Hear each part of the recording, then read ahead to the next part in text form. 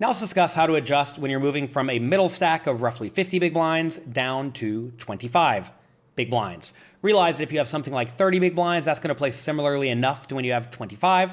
And when you have more than that, say something like 40 big blinds, that's going to play close enough to 50 big blinds. Of course, make sure you reference those charts in peak G.T.O to make sure you understand the subtle differences.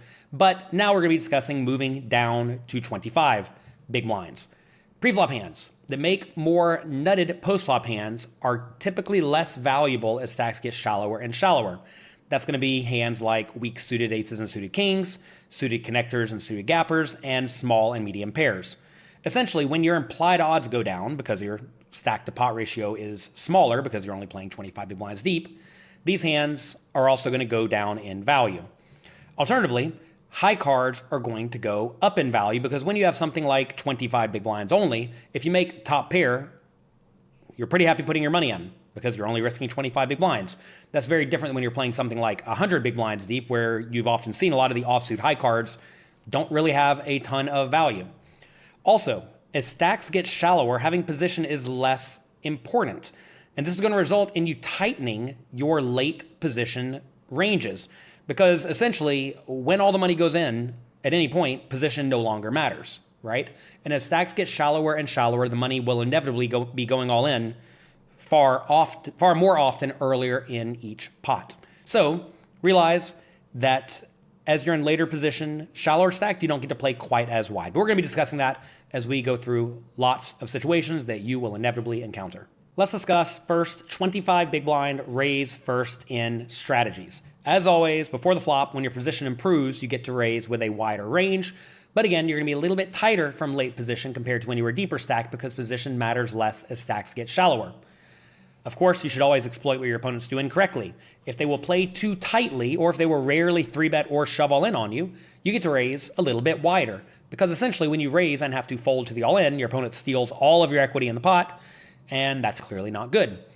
So, if that's going to happen infrequently, then it's okay to raise a bit wider. If they're going to call or 3-bet, either small or all in too often though, you're going to want to raise a little bit tighter.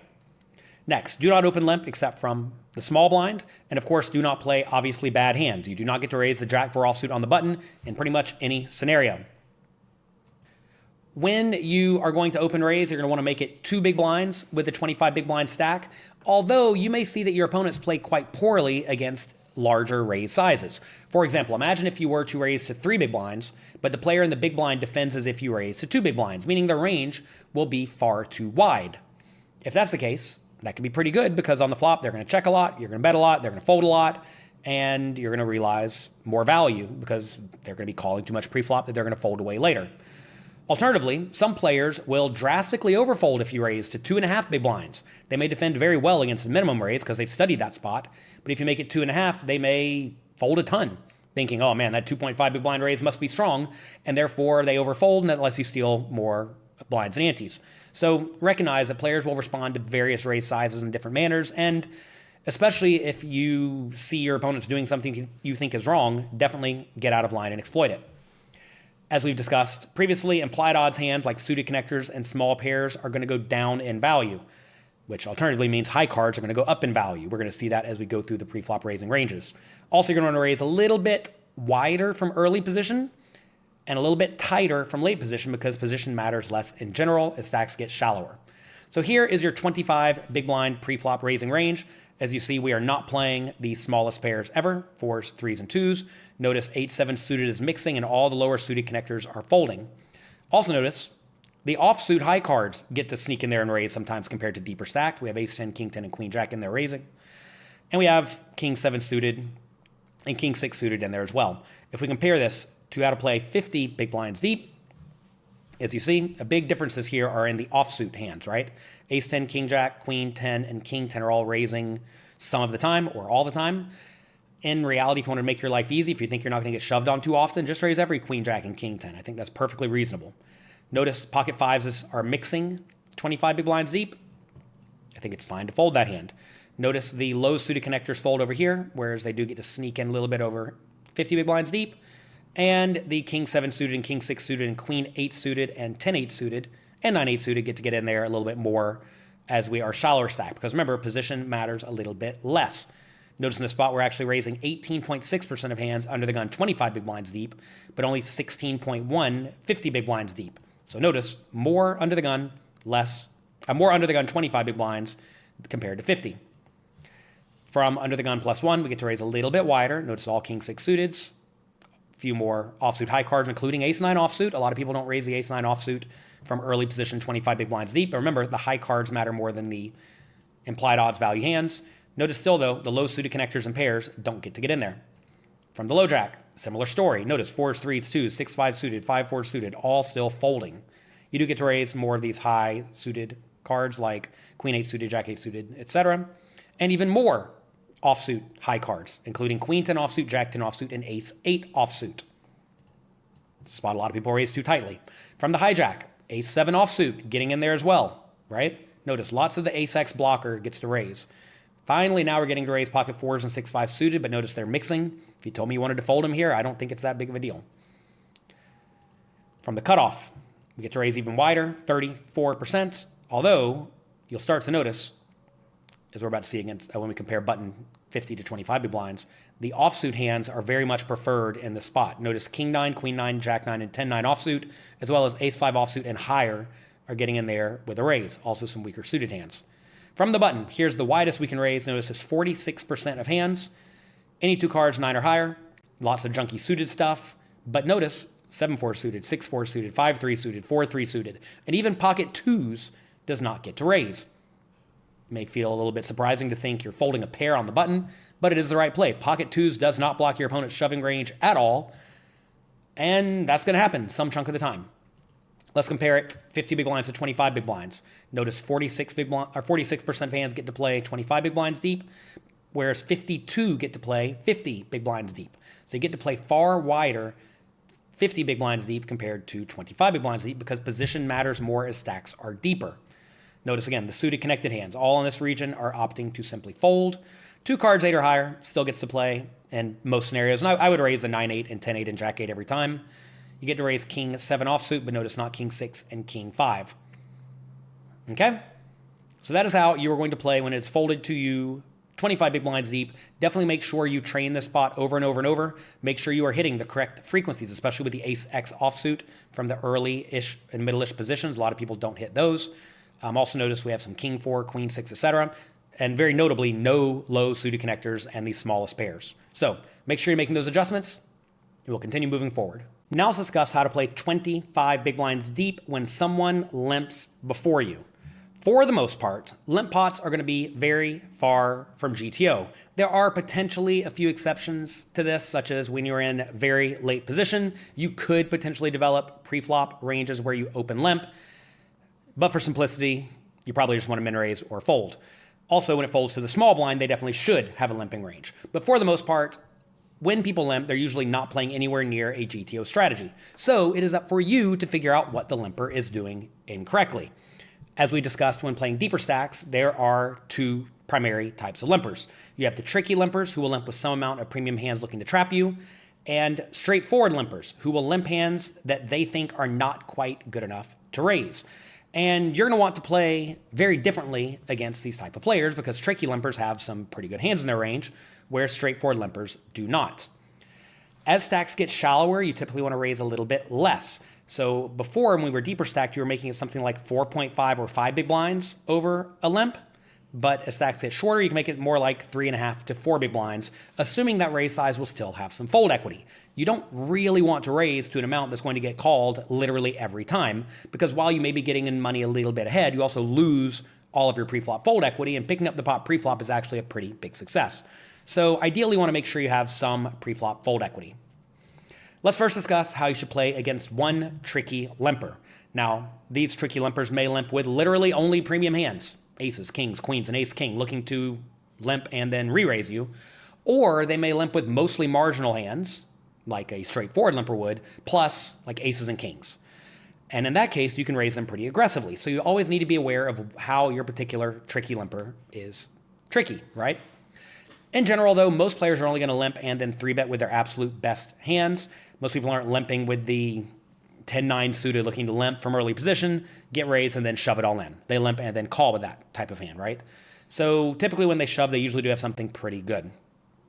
Also, most people are usually only capable of being tricky from early or perhaps middle position because they don't want to risk it limping through and then seeing the flop very multi-way with a hand like aces. That becomes very difficult to play. So for the most part, when someone limps from late position, they're usually straightforward. But when they limp from early position or maybe middle position, they could potentially still be tricky. So how should you adjust against someone whose range contains some decent portion of premium hands? Well, you're going to want to limp behind with hands that flop well, although less often than when you were deeper stacked, because as we've already discussed, implied odds hands go down in value as stacks get shallower and shallower. You also are going to want to make a point to raise or fold with hands that do not flop especially well. That's mostly going to be high card type stuff, right? You'd rather raise, have only the limp or call, and then go from there with a hand that can make top pair. That's usually very good putting the money in. When you do get limp 3-bet all in, you're only going to want to call with hands that are getting the correct pot odds against your opponent's likely premium range, which will probably not be all that many of the hands you opted to raise with to begin with, because you're going to be raising with only your best hands and then some, call them blocker bluffs with junky high cards. That said, raising for value with the intention of folding to their 3-bet all in is perfectly fine if their range contains some marginal hands. So always consider how your particular limper is developing their strategy. If they're going to limp shove a lot, well then of course don't raise them with anything. If they're going to limp shove very infrequently with only aces, kings, and ace king, then you can be very happy raising with stuff like ace 10 and king jack, with the idea that if they do shove, you're very dominated, then you can easily fold. And if they call, it's going to be with that more straightforward range of stuff that you do pretty well against.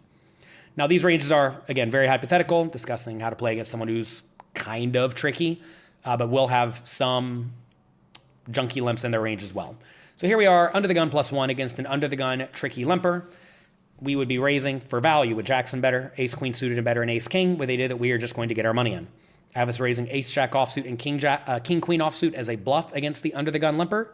And then I have us limping all the suited aces, suited broadways, all the other pairs, and ace queen offsuit. Now you may say, earlier we saw that we couldn't even raise every suited ace, and we couldn't even raise the small pairs. And that is true, but you have to realize that now the stack to pot ratio is going to be deeper because there is no preflop raise. So you're not putting in 2 big blinds preflop, you're putting in only 1, right?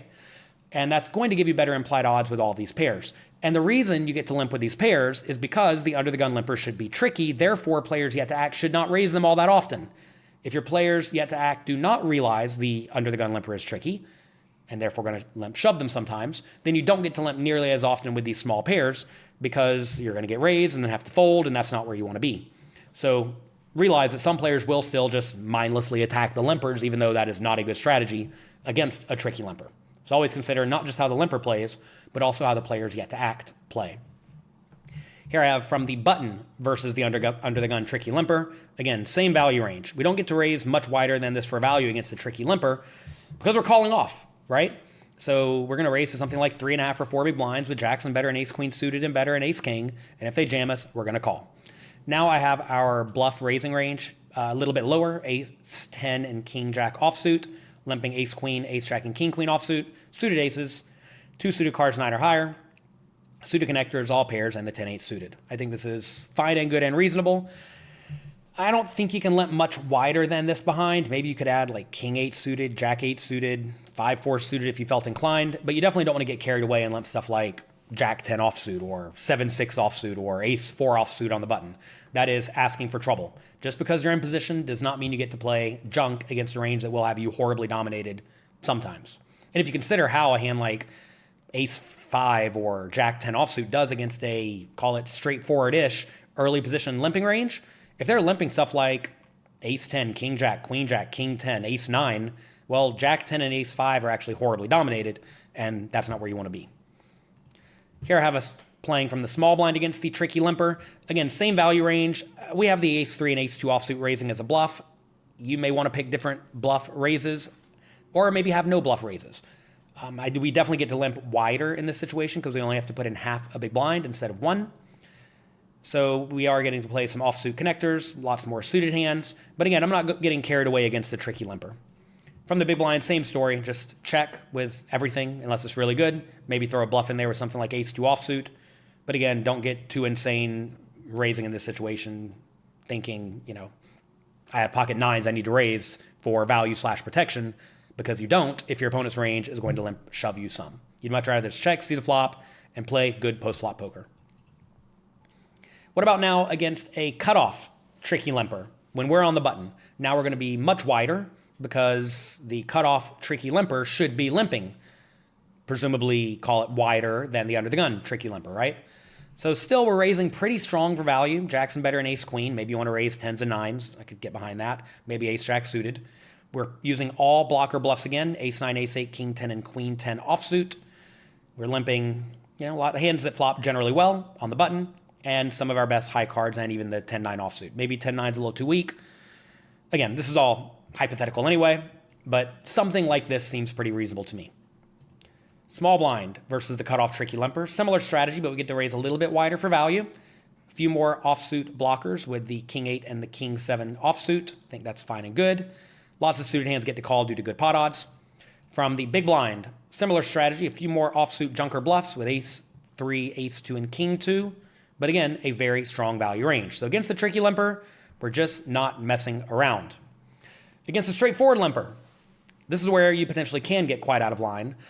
This is when these people limp, they're limping with ranges that don't contain the best hands. So their range is not total trash, but it's also the bottom band of playable hands that they would potentially normally play if they were to open raise, maybe even wider. So you're going to raise these players with something like an initial pre-flop raising range, although maybe a little bit tighter depending on how you expect them to react. If you expect them to fold a ton to the raise, you may want to raise even wider. This is a very exploitative play, but if your opponent will limp, let's say from the cutoff, with all sorts of trash and then fold it all to a button raise, well then you can raise very wide because their one big blind limp is just kind of dead in the pot, right? So if their one big blind limp is just dead, you can raise, pick up the pot, and that is fantastic. You will also find that a lot of players, even with short stacks, will mindlessly attack the limpers, like we discussed earlier, and straightforward limpers, they should attack pretty aggressively. So you should consider limping behind with maybe some hands that you can then limp and then shove with, right? Mainly pocket queens and better and ace king, if and only if someone yet to act is going to raise over the limper very aggressively. So what do we want to raise against these players? Typically it's going to be a strong linear range of big pairs, middle pairs, and big cards that don't mind getting it heads up. That's just going to be a strong linear range. As you get shallower, you're going to want to be less inclined to limp behind with implied odds hands. Also, recognizing that when you do limp behind with those junky implied odds hands, someone yet to act may raise or go all in, completely killing your implied odds, right? So be aware of that. You cannot limp behind with all sorts of suited gappers when the earlier middle position player limps, when you're also in middle or early position, because you have to worry about someone yet to act raising or jamming. And again, when you limp and then get 3-bet or raised, you're usually going to want to get out of the way unless those players are maniacs or you're getting very, very good implied odds. So here's how I have us playing under the gun +1 against the under the gun straightforward limper. We're now raising 7s and better, ace-9 suited and better, ace-jack offsuit and better, king-10 suited and better, king-queen offsuit, and queen-jack suited. We're limping all the other suited aces, all the other suited cards, 9 or higher, 9-8 suited, 8-7 suited, and the small pairs. Clearly, though, this range is very, very, very, very open to being exploited by a raise. Imagine it goes limp, limp, limp, and then someone raises to 7 big blinds. Your entire limping range has to fold. So consider putting in aces and kings, maybe queens, maybe ace-king, as you think that's going to happen more and more often, and also as you are in early position, because then there's more players yet to act who can raise you. From the button, I typically am not going to include any slow plays in my limping range because now if someone yet to act raises, they're going to be out of position, and you generally have to be careful raising in this spot out of position. So now we can raise a little bit wider for value. Actually, it's about the same value raising range because we are against the under the gun limper. But we do get to limp a little bit wider, maybe even queen 8 suited, jack 8 suited, 8-6 suited, 7-5 suited, 5-4 suited. I think that could be fine. Maybe ace-9 offsuit, maybe queen-10 offsuit. But again, don't get too carried away because even the under-the-gun straightforward limper should have something decent. From the small blind, we get to call pretty wide as well, getting very good pot odds. We get to raise a touch wider. But again, Don't get too carried away. And here, big blind against the under the gun straightforward limper. Again, pretty similar value raising range. Notice this is very different compared to against a straightforward limper where I had us raising almost nothing, right? Only the nuts against the straightforward limper. I'm sorry, only the nuts against a tricky limper. We get to raise far wider against a straightforward limper because they're going to be limping and then calling with stuff like ace 8, king 9, queen 10, pocket 4s, right? And therefore, we can easily raise and get value out of all of these good, strong hands. What about against a cutoff straightforward limper? Now we get to raise quite aggressively, assuming, again, they are going to limp and then fold a lot, or limp and then call a lot with a bunch of junk, and then check, fold, post flop. We have us raising pocket 6s and better, any suited ace, ace 8 offsuit and better, king 7 suited and better, king 9 offsuit and better, queen 9 suited and better, queen 10 offsuit and better, and jack 10 suited. I think it's just a good, strong, linear range that's going to exploit these players very, very well. You could also potentially limp with all these hands I have in green. I think this is reasonable. You could maybe even limp a little bit wider. You could also take all these hands in green and raise them if you think you're going to get a lot of folds. So again, these are just potential strategies you could use against these players. Always ask, are they going to fold too much? And if they're going to call too much, are they going to play really straightforwardly post-flop? And if either of those things will happen, you should be very, very aggressive. Here we have the small blind against a cutoff straightforward limper. You do want to be pretty aggressive in this spot because you don't really care if the big blind folds, right? You should still limp pretty wide and be willing to get in there because you have to realize the cutoff straightforward limpers range should be kind of marginal, right? If they're limping all the hands kind of in this region or this region, well then hands that line up on top of that range are fine to limp, getting very good odds. From the big blind, again, just a straightforward, aggressive, linear range. To raise, recognizing you're going to get called some, but this giant block of hands in red are going to be generally ahead of the range your opponent is limping and then calling if they actually are straightforward. So how do we play against multiple limpers? Well, like when we were deep stacked, you're going to ask, is the first limper tricky or straightforward? If they are tricky, you need to be aware that they are going to limp raise you some, right? So you don't get to raise them nearly as often. If they're straightforward, though, then you have to realize that all the limpers ranges are probably going to be pretty marginal unless they are getting very trappy, which you're not expecting that from a straightforward limper. Therefore, you can raise them pretty aggressively. That said, you are going to want to be a little bit tighter than you normally would because you should expect someone to call a raise unless you make it gigantic, unless you expect all the limpers just to be very, very weak, which will happen sometimes. You may find that raising a little bit larger to 1.3x pot or even more may be justified if it gets you a ton more fold equity. Because imagine if you raise to, let's say, 5 big blinds and both limpers are going to call you every time. If you could instead raise to 7 but get both limpers to fold every time, that's a way better result for you because you pick up the pot uncontested. Bluffing is still certainly reasonable. There are going to be spots where you can put in, call them bluff raises, if you expect to have fold equity. But if you expect the limpers to never fold, because some people will not, unless you make it huge, then you should just kind of tighten up and use a good, strong linear range. And you may also find that ripping it all in could be okay if that does give you maximum fold equity against a range that is very, very garbage. Imagine they'll call a 7 big blind raise every time, but they'll fold to an all-in basically every time. In that case, maybe you can just rip it all in and steal the pot a huge amount of the time, maybe 100% of the time. So definitely be aware of that, especially as stacks get shallower and shallower. We'll discuss how to play against limpers with even shorter stacks in the future.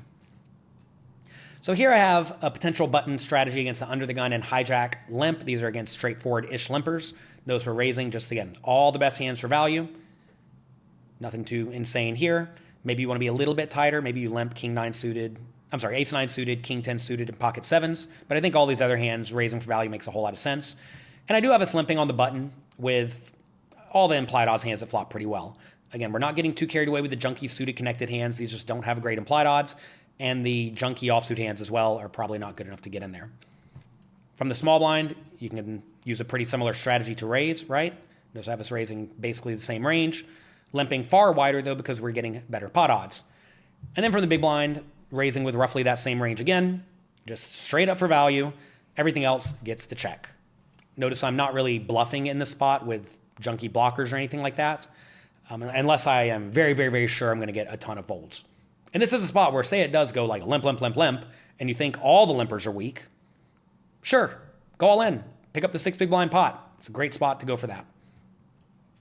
Here we have button versus a hijack and cutoff limp. You get to be a little bit wider here. I am raising a little bit wider for value. limping with, again, just hands that flop pretty well, not getting carried away with the limps. Realize this limping range is very susceptible to being raised. So if you know the blinds are going to raise you a ton, maybe you go for the limp re-raise, but I'm not going for that all that often, especially on the button where there's only 2 players yet to act who can raise you. From the small blind, again, just raising pretty strong for value, limping everything that flops reasonably well. And then from the big blind, again, just raising good, strong stuff for value. We are raising wider in this spot because this is against a hijack and a cutoff limp. If it was a cutoff and a button limp, you could potentially raise even wider, right? So now what do we do if our limp gets raised? It is very important for you to consider your pot odds and your implied odds in this situation. If your opponent makes a large raise, you're going to want to fold all the hands that flop poorly, especially the marginal offsuit hands that you did decide to limp with, and probably everything else if your opponent raised too large. For example, say you're on the button here. Say it goes limp, limp, limp. You limp this range here. If the player in the small blind makes it 4 big blinds and the other limpers either call or fold, you can reasonably call all these suited hands and all the pairs because you have to put in 3 to try to win a pot that's going to be something like 17 or 18. And you're in position, right? So that's a good spot. If they instead make it 8 big blinds and the hijack and cutoff call or fold, now you should fold all these hands because you can't go around putting in 7 more big blinds out of your 25 with all of these hands that are implied odds hands. In either scenario, I'd probably fold out the queen 10 and jack 10 offsuit. But realize you're going to need to tailor your strategy on the fly to the odds you are being given. So if they raise big, fold a lot. If they raise small, call with pretty much your entire limping range besides the weakest offsuit stuff. Recognize also that if you are limping behind with a range kind of like this, you really should not be limp re-raising very often at all. So again, always consider protecting your limping range if you expect the players yet to act to raise a lot. But don't get carried away trying to get tricky with this. A lot of people are simply not going to raise over limps often enough when the limps come from early-ish position, right? They realize that early position limpers should be strong-ish sometimes. So most people don't get too crazy, but some people will automatically do it. You may also find that you may not want to have only aces, kings, queens, and ace-king in your tricky range. Potentially, you could limp behind with sporadic ace-x suited bluffs. Let's consider a spot like this. Button versus under the gun straightforward limp. If you think someone yet to act is going to raise a lot, limp behind aces, kings, queens, ace-king suited, and you already have these down here you're limping behind, ace-5, ace-4, ace-3, and ace-2 suited. When someone then raises, you can shove aces, kings, queens, and ace-king that you protected your range with, as well as some bluffs, because your range is very, very value heavy, right? And in this spot, the best bluffs are going to have some blockers and will have decent equity when called. And that's going to be something like these ace-x suiteds, maybe ace-10 offsuit. But the low ace-x suiteds, I think, are pretty nice ones to use as a limp jam because they have that blocker. So those are general strategies facing limpers. Again, always consider what your particular limping opponent does wrong, maximally exploit them, and don't go too crazy.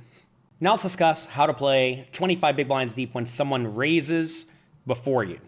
As stacks get shallower and shallower, you're going to start to develop an all-in range. Remember previously you were either folding, calling, or 3-betting to about 2.5 or 3x the initial raise. Now you can potentially still 3-bet, non-all-in, but you're also going to want to develop an all-in range, especially against wide ranges when your opponent raises from later position or if they're naturally wide from all positions, and also when you are out of position. You're going to find, though, that you can still defend your big blind pretty wide due to realizing your equity very well post-flop. If someone raises and you're in the big blind and you call, the pot's already going to be something like 5 or 6 big blinds, and the stack to pot ratio is going to be pretty shallow, which means any pair is decent enough, right? So that allows you to defend your big blind pretty wide, which is something a lot of people don't do. They think, I don't want to lose one more big blind unnecessarily, so I'm going to fold the big blind with a lot of marginal stuff. But that is not a good play. Also, exploitatively, you're going to look for spots to 3-bet or go all in very wide against players who are raising too wide or against players who are too afraid to risk their stack. A lot of players will raise far too wide from the cutoff or the button. And if you then shove all in on top of them, they're going to fold way too often. And if you can find people who let you exploit them by shoving too often, that's going to allow you to chip up very nicely when you have only a 25 big blind stack. Let's take a look at some G.T.O strategies. Here we are, under the gun +1 versus under the gun. Remember, you want to be developing the all-in range against wide ranges or when you are out of position. This is not that spot. Notice the under-the-gun player should be very, very tight. So since the under-the-gun player should be very tight, we're not going to have much of an all-in range, even if we want to have an all-in range at all. Take a look at what we are doing. We are 3-betting 9s and better, give or take, for value, as well as ace, king suited. We are 3-betting over their 2 big blind raise to roughly 6 big blinds. You could potentially go a little bit smaller to like 5.5 if you wanted. And then some hands at the bottom of our playable range, ace 9 suited, king 10 suited, ace queen offsuit, and ace jack offsuit as a bluff. By the way, with ace queen offsuit, when you do 3-bet and get shoved on, you mix calls and folds, because at that point you're getting pretty good pot odds. In reality, I'd probably just call off every time, but it is a situation where if your opponent will literally never jam on you with a worse hand, you could potentially fold it. In that case, if you think your opponent's going to have a strong range to begin with, perhaps you just call ace queen offsuit and don't 3-bet with the intention of folding it. If you 3-bet the eights, you call it off every time. Notice what is not calling at all in the spot. Suited connectors, all fold. Small and medium pairs, all fold, right? Suited aces, also, all fold. All these implied odds hands simply cannot play against a raise. If we compare this to playing 50 big blinds deep, notice how much tighter we have to be, especially with the suited stuff, right? Notice we don't get to play any of the low ace-x suited. Our king 9 suited is calling or mostly folding. Queen 10 suited is mixing folds, right? So we really don't get to play a whole lot in this region. We do get to play a little bit wider with the offsuit hands, mainly ace jack offsuit, which makes sense because as stacks get shallower, the high cards go up in value. Really though, notice very, very tight strategies. I do see us using a sliver of all ins with king queen suited. I would just ignore that for now. Hijack versus the under the gun raise. We get to shove a little bit wider now. You're typically going to find some of the first hands that opt to shove are hands like 10s, 9s, maybe jacks, ace king offsuit, king queen suited, and queen jack suited. These hands really, really, really like to just rip it all in. We are still 3-betting small though, with jacks and better and ace king, and a few of the hands at the bottom of our playable range. Ace queen offsuit, ace jack offsuit, ace 10 offsuit, and king queen offsuit, as well as a few suited hands, ace 8 suited, ace 9 suited, and king 9 suited. If I was to try to develop an implementable strategy, I would just always 3-bet ace jack offsuit and king queen offsuit as a bluff, with the idea that I'm going to fold those to a shove, as well as king 9 suited. Then I would call all these other hands because they don't mind seeing the flop. So now we are seeing that we are shoving 1.3% of hands, 1.4% of hands, which is a real amount. And also this is not such a hard range to hit, just shove pocket 10s, queen jack suited, and ace king offsuit. And I think that's going to be perfectly fine. Notice again, you don't get to call all the low ace-x suited, suited connectors, suited gappers, and the small pairs. So again, these hands are not quite good enough to call. From the button, now they start to sneak in a little bit. We start to see some of the suited connectors getting to call, but again, realize these are mixed frequencies to begin with. If your opponent is going to be too tight from under the gun, you should probably fold these hands that are using mixed frequencies. Let's go back to the under the gun preflop raising range. Take a look at this. I think most people in today's games aren't raising king 8 suited, queen 8 suited, king 7 suited, king 6 suited, queen jack offsuit, and king 10 offsuit ever. I think a lot of people just don't raise those. So if they're not raising those hands, well, you in turn now should play tighter, right? So all of these hands that are mixing calls will probably become closer to folds if your opponent's range is too tight to begin with. Notice the all-in range is somewhat similar to the hijack, right? Similar selection of hands, just more of them. That's usually what's going to happen is our shoving range is going to be the same-ish selection of hands, just larger frequencies. Notice instead of king, queen, we do king, jack suited now. Don't get too hung up on that. But notice 10s, 9s, and ace, king offsuit, really, really liking to rip it in this situation. We are still using some small 3-bets, although it is worth noting we do slow play aces, kings, queens, jacks, some portion of the time. That's actually the case in all of these ranges. We are slow playing aces in all situations we've looked at so far, which is something also a lot of people don't do. By calling the aces, you get to call a little bit wider with all these marginal suited hands. Notice we are calling a little bit more often with the offsuit high cards as well. This is going to be a little bit different than when we were deeper stacked, because at this point, if we make top pair, we're happy getting our money in, right? Let's compare these two charts. Notice 25 big blinds deep, we get to call king jack offsuit, ace 10 offsuit a lot, whereas 50 big blinds deep, we do not. Those were just used as 3-bet bluffs, right? So definitely take note of that. Notice we also slow play aces 25 big blinds deep compared to 50 some chunk of the time, so that's good to see. And we also have this very clear all-in range, right? Also notice suited connectors and suited gappers are far better to call on the button 50 big blinds deep compared to 25, which again makes sense because we have lower implied odds.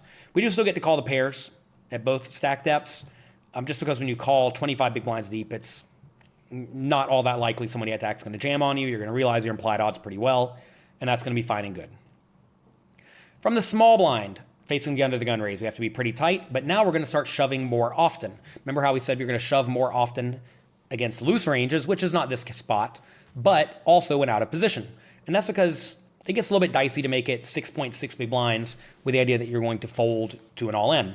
So we see we don't really do that all that often. We're re-raising mostly a very strong value range. Aces, kings, queens, jacks, tens, ace, queen, and then a few blocker bluffs, mainly king, queen, ace, jack, ace, 10, and ace, 9 offsuit. If you wanted to potentially use every ace, 10 offsuit, I think that's fine. Maybe ace, 10 offsuit and king, 8 suited, something like that.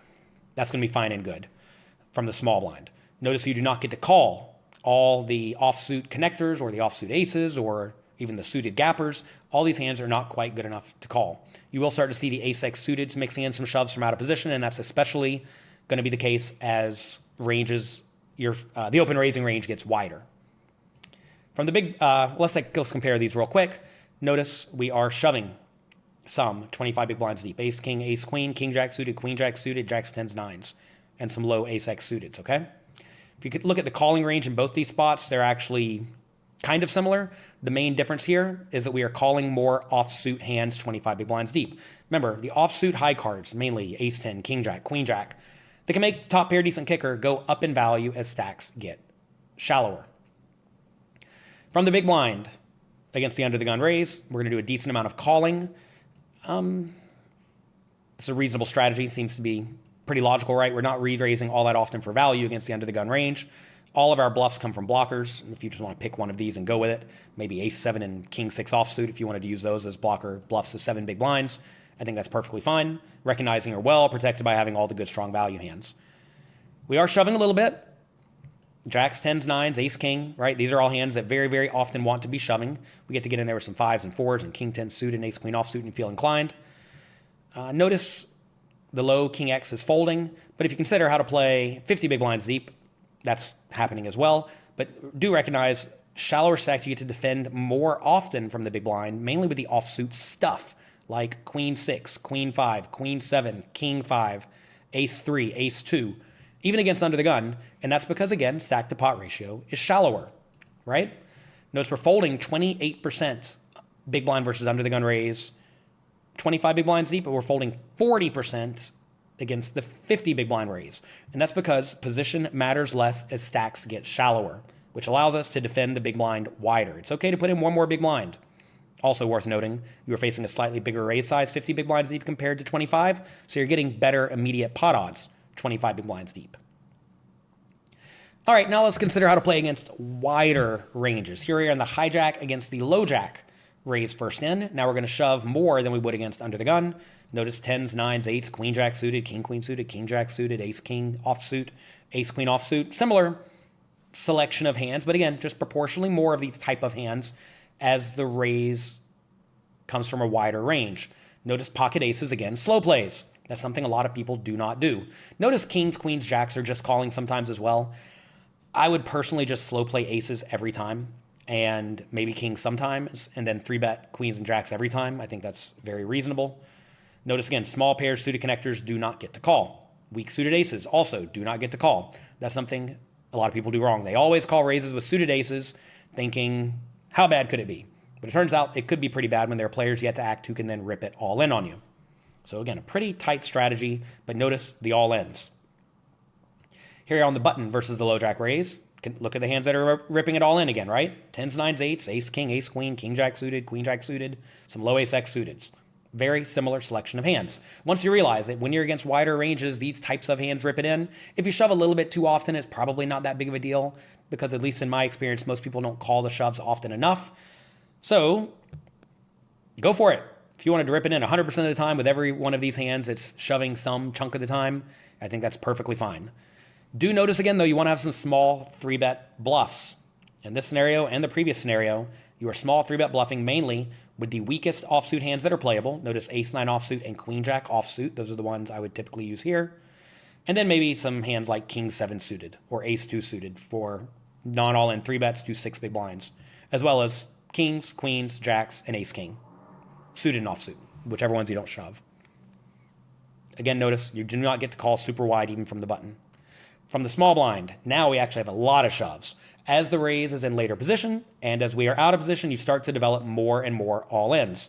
And as your all-in range gets really wide, it's going to start including more pocket pairs, even the low ones, and then more suited Broadway hands, especially the king high ones and queen high ones and jack high ones. Usually you don't shove all in with these in this region. You 3-bet them small because they're too good, or you just call them. And more ace-x offsuit. Ace-king and ace-queen are all shoving very often, but then you'll see that this range starts to get nudged down to ace-jack, ace-10, etc. as the range you're facing gets wider and wider. Notice we are calling, again, lots of junky offsuit Broadway hands. We do get to get in there with all suited connectors down to 5-4 suited, some low suited king-x. If you wanted to fold king-5 suited or jack-8 suited, 9-7 suited, 8-6 suited, I think that's fine. But recognize that as you're shallower and shallower, it becomes essentially less costly to call, make top pair, get your money in, and lose because you're only losing 25 big blinds now instead of 50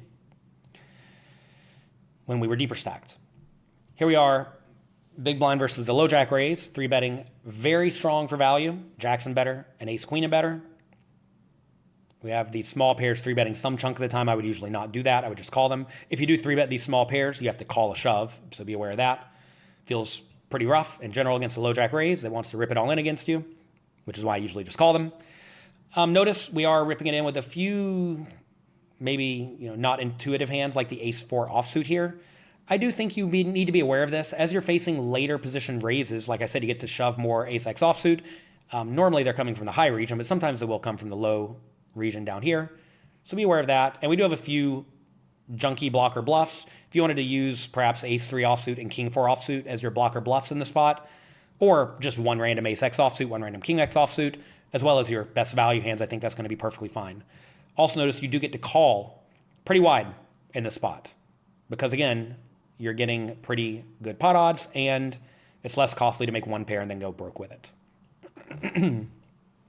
Here we have the button against the cutoff raise. Notice now, again, ace-king, ace-queen, ace-jack, shoving it in. All of these suited Broadway hands, king high, queen high, and jack high. 10s, 9s, 8s, 7s, some 5s, some 4s, low ace-x suited, right? Again, same pattern. Once you get used to these patterns, you're going to find that they repeat themselves over and over. Lots of calls with 2 suited cards, 8 or higher. Few suited connectors on the button against the cutoff. Notice aces slow plays almost every time, as does kings about half the time. This is another one of the spots where I would slow play aces and kings every time and 3-bet queens and jacks every time. I think that's very reasonable. In this spot, we're also 3-betting ace-king and ace-queen suited, just straight up for value. You may say, why should we call the cutoff raise when we're on the button? Aren't we worried about the blinds just calling and seeing the flop 4 ways with our pocket aces, which is not great? Well, realize it's actually not the end of the world because the pot will already have 9 or 10 big blinds in it, and that's fine, right? And stack to pot ratio is going to be very shallow, and that's great for pocket aces. Also, when the cutoff raises and the button calls, notice our calling range is kind of weak, right? Besides our aces, kings, queens, jacks. So you definitely want to make a point to protect your calling range so that you are not overly susceptible to getting jammed on by someone yet to act. Also, if the blinds fold, you're going to be heads up, in position with pocket aces. It's not that big of a deal. Notice this strategy is pretty different compared to 50 big blinds deep. Notice 50 big blinds deep, all of these suited Broadway hands opt to just call pre-flop, whereas we are 3-betting them the majority of the time, all in, at least the king high, queen high, and jack high ones. Also notice we are jamming ace king, ace queen, and ace jack. So we see in this situation, we are 3-betting, call it 9% of the time, 25 big blinds deep compared to 11, 50 big blinds deep, so a little bit less. But also notice the selection of hands is very, very different. Notice we have to use more blocker bluffs in this situation, 50 big blinds deep compared to 25. Essentially, you're not going to have quite as many bluffs because when you get shoved on enough to fold, you were getting better odds, right? And that's not really where you want to be. So you don't get to 3-bet bluff quite as often in this spot in general, and our value range is also proportionally far smaller, which means we don't get to 3-bet non all-in nearly as often. Also notice, 50 big blinds deep, button versus cutoff, we get to call far wider with the suited, connected hands and suited gappers, as well as the small pairs. So definitely be aware of that. You even get to call wider with the offsuit hands, king 10, queen 10, jack 10, because being in position against a wide range, 50 big blinds deep is more advantageous than it is 25 big blinds deep. A few more subtle differences. Notice king 5 and king 4 suited fold, 25 big blinds deep, but we are still in there with like 2 cards 8 or higher, and I would call these the majority of the time. Notice we don't have these as well, the marginal suited, connected, suited gapped hands. All right, small blind versus the cutoff raise. Now we're doing a ton of shoves. This is going to get even wider as we're against the button. So notice now, jacks and lower, all shoves. Ace 10 offsuit to ace king offsuit. Shoving, that same suited Broadway region, all king high to jack high shove, as well as a lot of low suited ace X. This is a pretty aggressive strategy that a lot of people simply do not do. But realize, from out of position, you don't want to re-raise any of these hands that are shoving to 6 big blinds and then either fold to a shove or call a shove. They're all going to be kind of neutral-ish, besides the absolute best ones, of course. So this is a spot where we are jamming a lot. And exploitatively, this is a spot where you should potentially shove even wider, because a lot of players raise the cutoff a little bit too wide and then call off against a shove a little bit too tightly. All right? We still do get to have a calling range, right? Any 2 cards suited 8 or higher, some low king X suited, offsuit Broadway hands, and a few ace X are getting in there. I personally like to use like ace 7 and ace 8 offsuit as a bluff in the spot, as well as maybe queen 10 offsuit, then call ace 9, king jack, king 10. I think that's reasonable. And I'm not using any of the suited hands as a bluff in the spot. I'm opting to instead call them or fold them if they're too weak. With the suited connected hands that are mixing in this spot, I think it's fine to fold them if you want to. You just got to realize, usually you're going to make something like bottom pair, and bottom pair or junky draw is not really where you want to be out of position 25 big blinds deep, so I often just avoid those spots. And that's going to come even more true as you are getting to the middle or later stages of a tournament where there are payout implications, and you have to be a little bit more cautious when it comes to potentially busting, right? So all these hands are going to come folds, especially when there are payout implications. Take a look at 50 big blinds compared to 25 big blinds, small blind versus cutoff raise. Notice a very different strategy in general with tons and tons of shoves. Notice we're re-raising out of position only 12% of the time, 50 big blinds deep, but 16 or 17%, 25 big blinds deep. So we are really leaning into jamming as the stacks get shallower, and that's going to become even more true as stacks get shallower and shallower. Big blind versus the cutoff. Jacks and lower, ace king, ace queen, ace jack, and a few low ace X. We do have this random queen 8 suited hanging out here that can shove. Sure, go for it, right?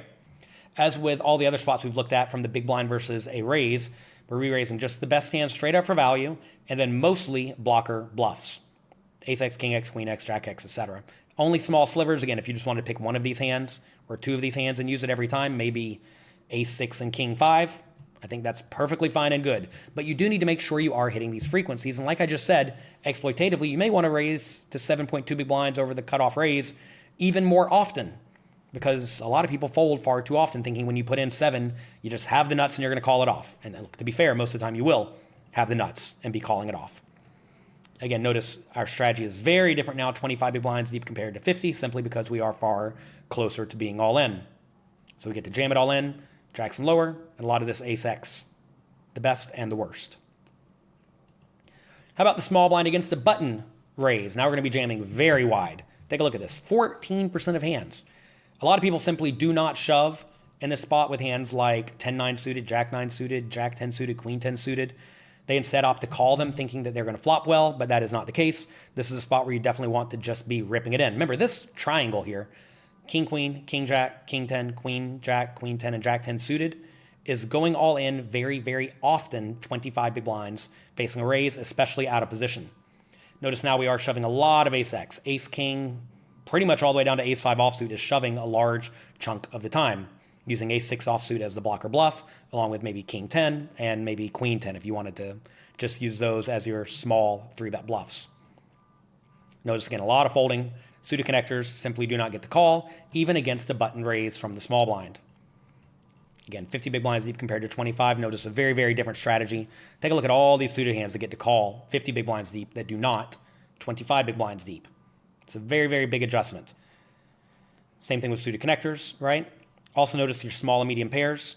are all, or mostly calling 50 big blinds deep, but are ripping it in 25 big blinds deep. That is another huge difference. We do still get to have a non-all-in 3-bet size. Take a look here. Notice, again, the best hands are always 3-betting small, 25 big blinds deep. A lot of people think in this situation it's either shove or fold because they're out of position, but that obviously is not true. 6.5% of your range is opting to re-raise non-all-in, and you need to make sure you're hitting these frequencies with all of these absolute best hands. They do not want to shove because you want to get action with all of these nut hands, and that also allows you to have some bluffs. Here we have big blind versus the button. 25 big blinds deep, 10s and lower, all shoves. Ace queen down to ace 9 shoves. It's kind of interesting to see the ace king re-raising non-all-in this time. First time we've seen this, right? If we take a look at big blind versus cutoff, ace king was jamming. Now it is re-raising non-all-in. If you've wanted to, for simplicity, just always shove it in with the ace king offsuit, I think that's not absurd, right?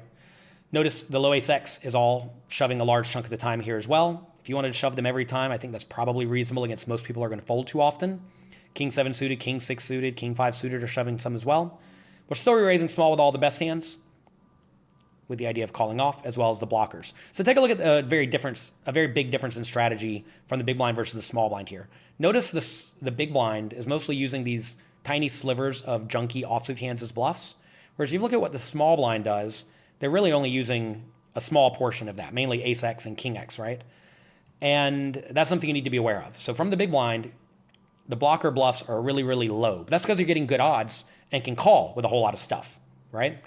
Whereas from the small blind, you do not. So you're essentially taking your weakest hands that are barely good enough to continue, which in reality is pretty much all of these, and we're using those as our blocker bluffs as we're in the big blind, whereas from the small blind, the bottom of our playable range is way up here, which is why we're using those as the blocker bluffs instead. Take a look at 50 big blinds compared to 25 big blinds. Again, notice big differences. We have lots of shoves. 11.4% of shoves, 25 big blinds deep in the big blind versus the button, mainly with the pairs. Good ace X offsuit, low ace X offsuit, a few suited hands, and that's about it. So yeah, as you can see, against a raise, 25 big blinds deep, especially when you're out of position, and especially against wide ranges, you need to develop the all-in strategy while still maintaining a non-all-in 3-bet range with all of your best stuff.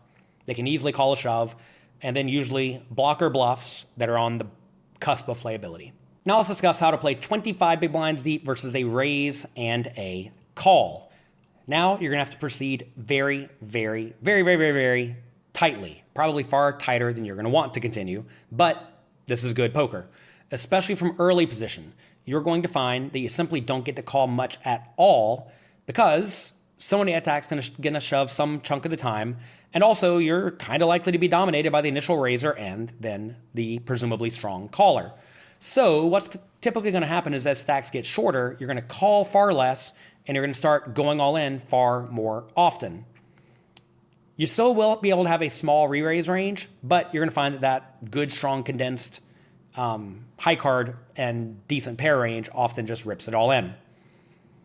Also, you're going to find that from the big blind, you can still call pretty wide, even with offsuit stuff and with suited hands, which is a bit different compared to when you're playing 50 big blinds deep, because 50 big blinds deep, position is going to matter a little bit more, and it's far more costly when you happen to make a top pair and go broke because you lose 50 instead of 25.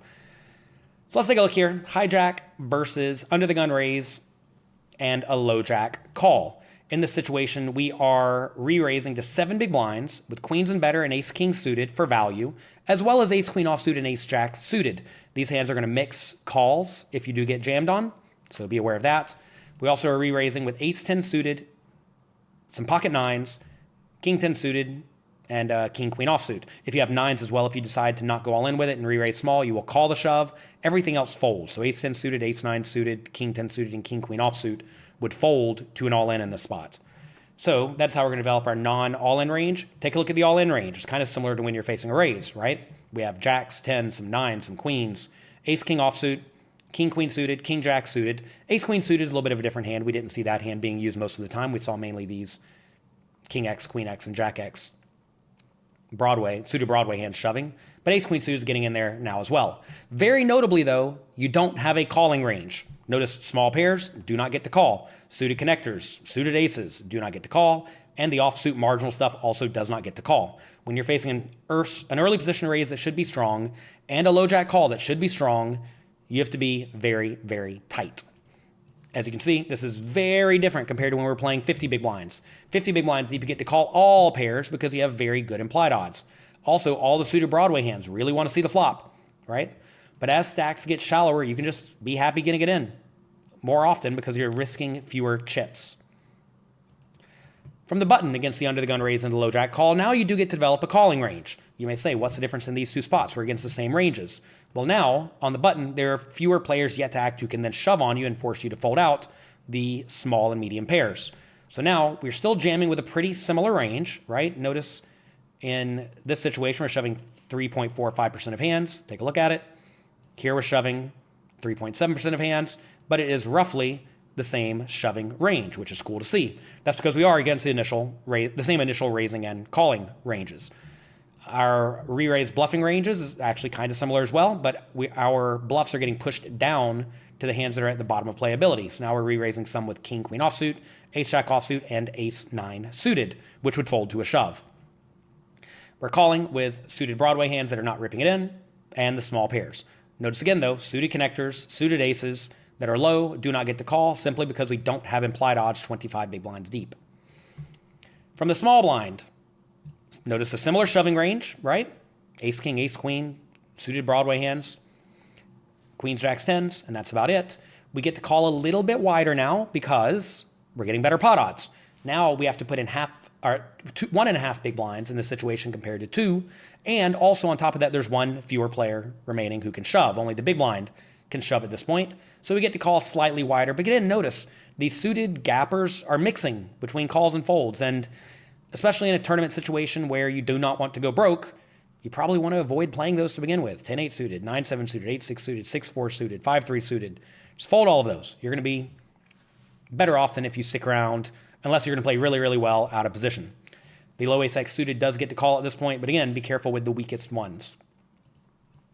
From the big blind, this is a spot that is very different compared to 50 big blinds deep.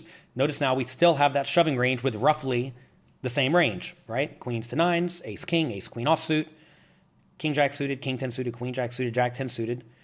By the way, these hands are hands that a lot of people feel uncomfortable shoving, or hands that they do not naturally think can shove.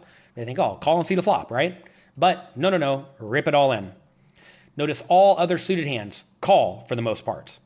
Take a look at the offsuit hands. Lots of offsuit stuff calls, especially the low hands, which is a little bit counterintuitive, but they're somewhat likely to be live, right? Also, we have a few low ace-X offsuits calling, but really a lot of the more junky offsuit hands are folding. The high card, low card hands like king 5, queen 6, jack 6, etc. are all getting out of the way. Consider, though, how we were supposed to play against the same scenario 50 big blinds deep. Notice 50 big blinds deep, we're folding 61% of hands, whereas 25 big blinds deep, we're folding 37% of hands. So that is a very, very, very big difference, right? Also notice the re-raising range is a little bit different as well. We are re-raising for value small, almost never. Aces, kings, ace, king suited, and ace, queen suited. That's about it. And then we're just sneaking in there with a few bluffs, the smallest number of bluffs. We do get to call far wider offsuit, though, especially with this low region. So definitely be aware of that. You get to defend the big blind wider in general as stacks get shallower, but still you do not get to defend as wide as if there was just a pre-flop raiser and no callers. The caller really does hurt you here because you're going to be very dominated with all these random high cards, which is why we see the high card, low card hands getting out of the way a large chunk of the time. All right, let's take a look against wider ranges. Here we have button versus a low jack raise and a cutoff call. Now you see, because we're against wider ranges, we are shoving more often. We don't really have much of a calling range in the spot. So notice queens down to eights are shoving. Ace, king, and ace, queen. Lots of suited Broadway hands. Same range, just expanded a little bit as the ranges get wider. Our re-raising for value range gets, it's still very strong, right? Aces, kings, queens, jacks, tens, ace, king suited. Ace, jack offsuit, ace, eight suited as a bluff. Not a whole lot of bluffs because our re-raising for value range is not that big. We're jamming a lot of it. If you were to jam queens, jacks, and tens every time, you should bluff less often. So maybe opt to just call instead with the ace jack offsuit. Re-raise small with the ace eight suited. I think that would be fine. Notice again though, lots and lots of folds. Lots and lots and lots and lots of folds, even on the button. Notice in this spot, if you do call, the blinds yet to act will shove somewhat often because your calling range is clearly very capped, right? So they don't have to worry about you so much. They also don't have to worry about the cutoff so much. So all they have to do is get through the low jack, and then they pick up the pot. So that's why you don't get to call so often in the situation with the suited connectors and suited aces, even though you are against wider ranges. Compared to against 50 big blinds, again, notice the big difference, right? The low pairs are all calling 50 compared to 25. Suited connectors all sticking around 50 compared to 25, as are the suited aces. So notice we're folding 89% of the time 25 big blinds deep compared to only 82 50 big blinds deep. That's again because position matters more as stacks are deeper, which is why we get to play more hands in position deeper stacked compared to shallower stacked. From the small blind, lots of shoves again, kings down to sevens, good strong suited Broadway hands down to ace, king, ace, queen, ace, jack offsuit, some low suited aces. Not a ton of calling. Again, a lot of people get a little bit confused and think they can call very, very wide from the small blind, but that's definitely not the case. Notice even some of the offsuit high cards, queen, jack, king 10, jack 10 are folding in the spot. So do not get carried away calling when it goes raise and call. Remember, you got to be very, very tight because the caller should have something decent. Take a look again. 50 compared to 25 big blinds. We have to be pretty tight in both these situations. So somewhat similar-ish range is playing, but again, notice the very big difference that we are shoving way more often 25 big blinds deep compared to 50. From the big blind, similar stuff. Queens down to 8 shoving, ace, king, ace, queen, ace, jack, suited and offsuit. Queen, jack, queen 10, jack 10, and king 10 suited, opting to rip it in. When we do re-raise small, we have a few bluffs, not many, mainly just offsuit blockers, right? You're going to find the offsuit blockers really, really like to be the re-raise bluffing hands. And in the spot, if you just wanted to use like every ace 7 offsuit, I think that's perfectly fine and reasonable. But definitely get in there with the G.T.O trainer and train a lot. 25 big blinds deep, we do get to call every suited hand, where we were folding a few 50 big blinds deep. And notice we get to play way more offsuit hands. Way, way more offsuit hands get called 25 big blinds deep compared to 50. Now against even wider ranges, small blind versus a cutoff raise and a button call. So now we are out of position and we see a lot of shoves. This is a spot I think a lot of people play far too cautiously. They call all the low ace X suited, call suited Broadway hands, maybe call ace 10 and ace jack, or pocket 7s and pocket 6s. But notice all those hands are ripping it all in a large chunk of the time. You just have to realize in this spot, your hand's pretty good. It has good blockers and or good equity when you shove. And when you shove and everybody folds, you pick up the 6.5 big blind pot, which is very, very relevant when you only have 25 big blinds. Notice also you don't get to call all that often, so keep that in mind as well. In reality, against a normal-ish cutoff and a normal-ish button, I'm going to shove every ace X suited. I'm going to shove all the suited Broadways. I'm going to shove probably ace 10 offsuit, ace jack offsuit, maybe even king queen offsuit, maybe ace 9 offsuit. And I'm not going to have much of a calling range here, really just maybe a few suited connected hands and the small pairs. You could also potentially shove the small pairs if you think the players are too loose and or will not call your shove often enough. 50 compared to 25. Again, notice more folds 25 big blinds deep in this situation. We don't get to call all the suited king X, all the suited connectors. All of those are getting out of the way. 25 compared to 50. Big blind versus the cutoff raise and button call. Similar stuff. Ace X suited, pairs, suited Broadways, ace king down to ace 10 offsuit, ripping it in. A few blocker bluffs being used along with the absolute nuts to re-raise non-all in. As you can see, we are ripping it in decently often in both situations, 50 compared to 25, but notice the difference in ranges that are shoving 50 compared to 25. 25 big blinds deep, we're using a lot of ace X suiteds and more ace X offsuit down to ace 10, right? We're also shoving more pairs. Essentially, to see more of the suited high cards and suited connectors shoving 50 compared to 25. But notice we're using more of just the straight raw equity hands like pocket 8s, pocket 7s, pocket 6s, ace 10 offsuit, when we are 25 compared to 50. Then finally, big blind versus a button raise and small blind call. All ace X rips it in.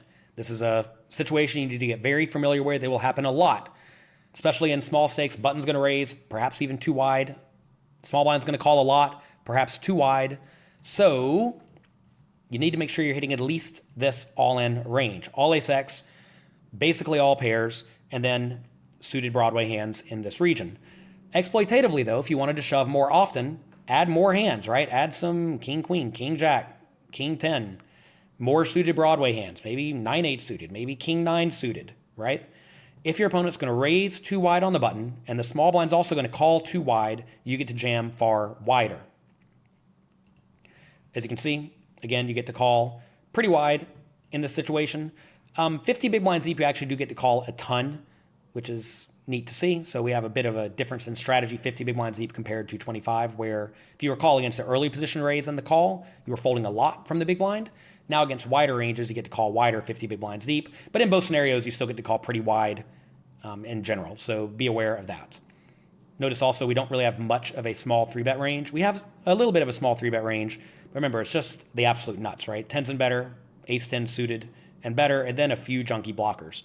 I know it is going to be difficult for you to potentially develop this junky blocker bluff range.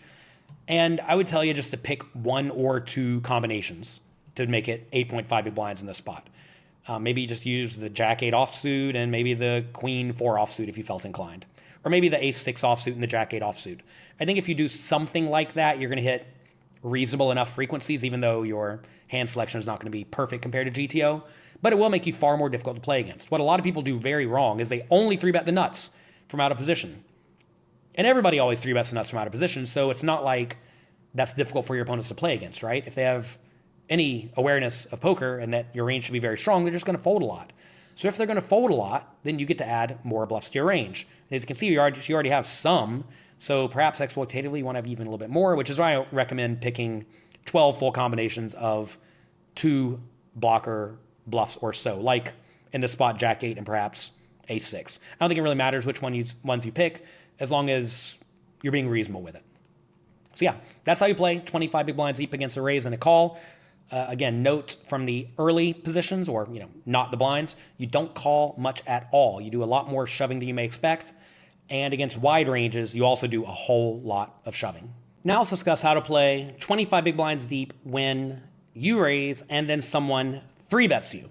Recognize that as stacks get shorter, you can no longer 4-bet non-all-in. So when you raise and then someone 3-bets you, your only options are to fold, call, or go all in. And that's because if you make it 2 and someone makes it 6, you can't really make it 12, have them go all in, and then fold for 13 more into a pot that's going to be 50, because you only need to realize 25-ish% equity, and basically everything will. So you no longer get to 4-bet non-all in. This is usually going to result in you going all in with a strong condensed range, which we're going to see in just a minute, and calling with lots of suited hands that are not really junky, and also slow playing pocket aces and sometimes pocket kings. Also, you're going to find that you get to call far more often when you are in position compared to when you are out of position. Let's take a look. Here we are, 25 big blinds deep. We raise under the gun plus 1 3-bets us. Then it's back to us. Take a look at what our strategy is. It is to go all in with kings down to 9s, ace king, a little bit of pocket aces, a little bit of ace queen offsuit, a little bit of ace-10 suited, a few low-suited ace-x, and then call with everything else that is reasonably playable, which is going to be suited broadways, suited connectors, and the other pocket pairs, as well as some low king-x suited and low ace-x suited, which are a little bit less likely to be dominated in this situation. Notice we're folding out ace-9, ace-8, king-9, king-8, queen-9, queen-8, jack-9 suited, and that's just because these are a little bit more likely to be very, very dominated. Also notice the offsuit hands are folding a lot. King, queen, ace, jack, ace-10 are folding a ton. Now, in reality, I think it is perfectly fine if you want to fold out this whole triangle of suited hands. Ace-9 suited down to ace-6 suited, king-9 suited down to king-6 suited, queen-9 suited, queen-8 suited, and jack-9 suited, as well as 10-8 suited. I think it's perfectly fine to fold those. These are going to be kind of difficult to play in general against what should be a very strong 3-betting range. I also think it's fine if you want to just rip it in with every ace-queen offsuit. I think that's perfectly reasonable. Notice here we have 9s and 7s shoving some. If you wanted to shove 9s, 8s, and 7s, if you think the under the gun plus 1 is 3-betting a decent amount, I think that's also fine as well. Let's compare 50 big blinds to 25 big blinds in this situation. Notice we are folding less often 25 big blinds deep, 40% compared to 47%.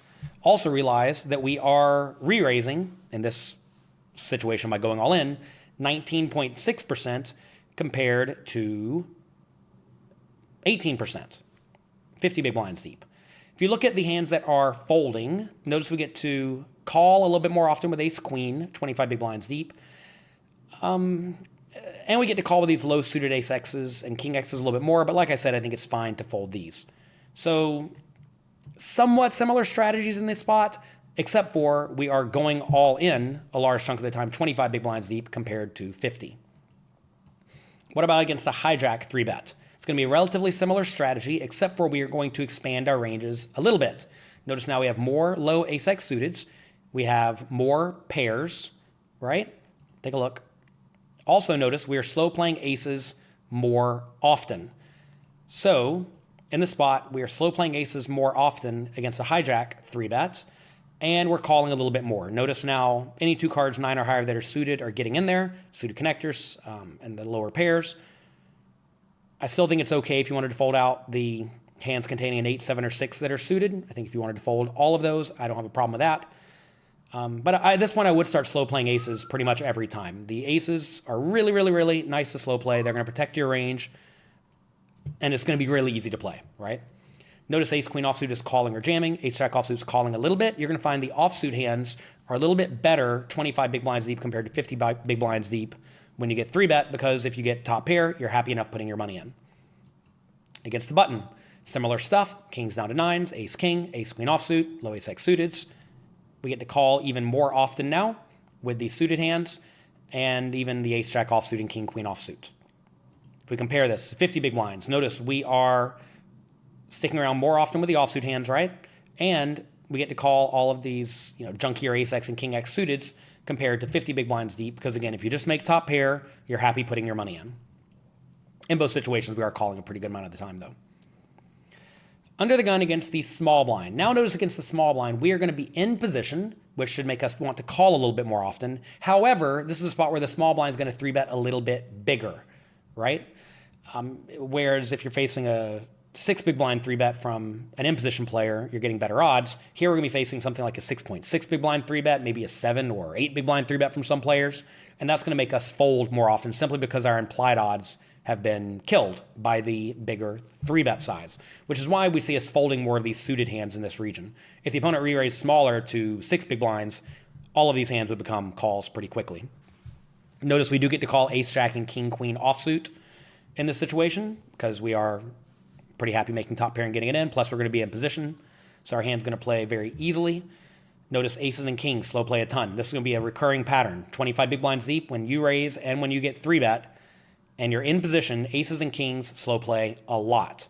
We have queens, 10s, 9s, shoving, ace king, ace queen offsuit, all ripping it in. Some ace 8 suited. I think that's perfectly fine as a bluff. Notice pocket 5s is folding, and again, this is because the opponent re-raises a little bit larger and kills the implied odds. If we compare this to 50 big blinds deep, we are folding proportionally less, 25 big blinds deep. Notice we get to call lots of these hands containing a 9. That's just because stacks are shorter and, like we said, top pair is a little bit better.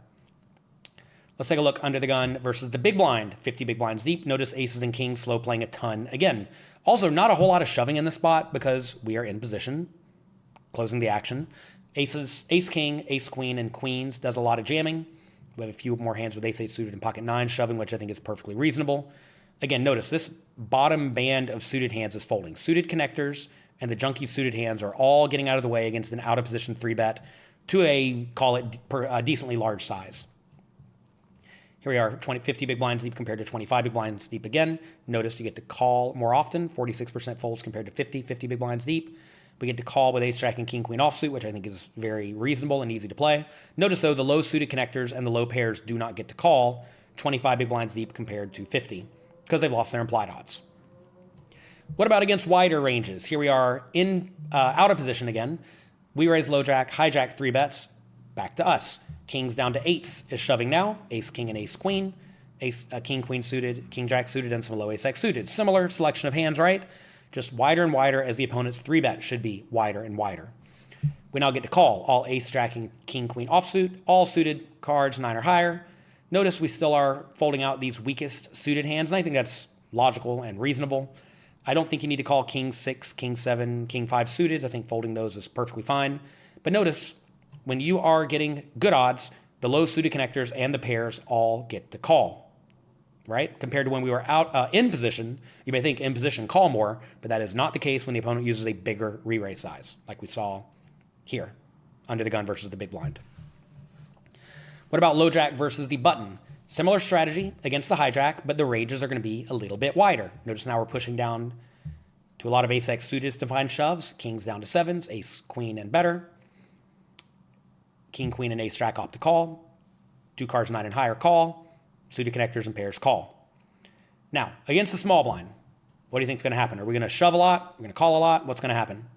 Well, we're going to shove less because we're in position, right? Like we just saw against when we're under the gun.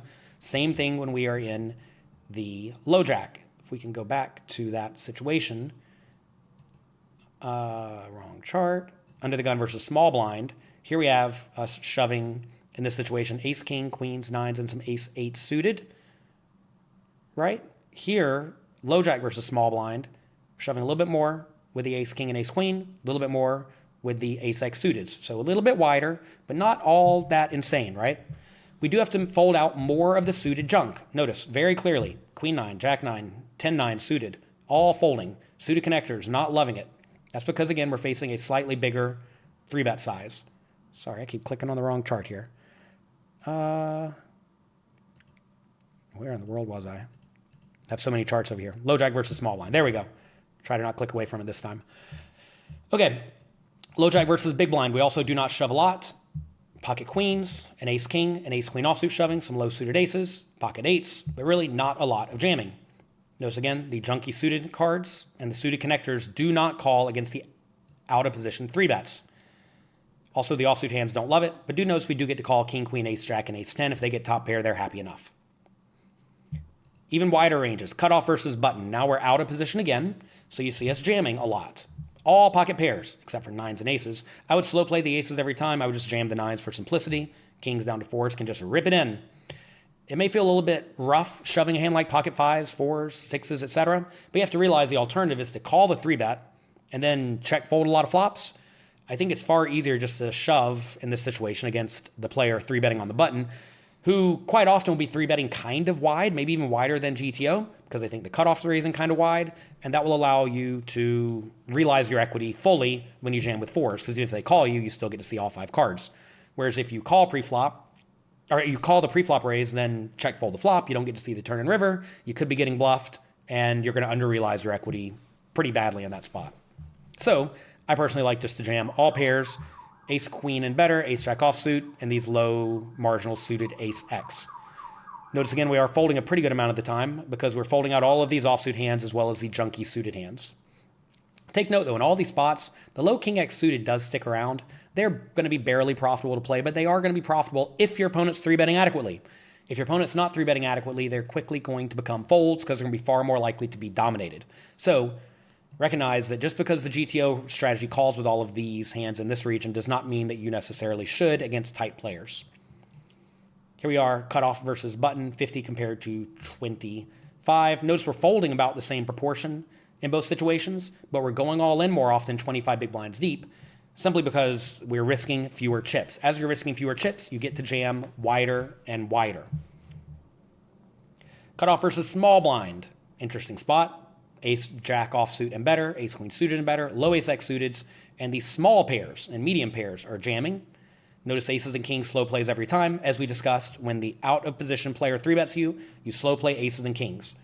Also notice, all the junky suited stuff folds. We do now get to call the suited connectors, but recognize they're mixing, right? So it's not like they're hugely profitable.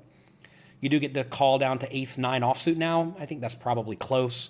I'd probably just jam the ace 10 offsuit in this situation. I think that's fine and good. Here we are, cutoff versus big blind. Notice now, very interesting jamming range, right? Low ace x suited, ace king, ace queen, and ace jack offsuit, and that is it.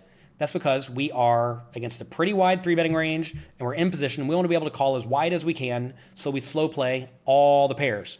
If you told me you wanted to shove 6s, 5s, 7s, I think that's reasonable, kind of like you would do in the against a small blind 3-bet, just because that's going to help them realize their equity better.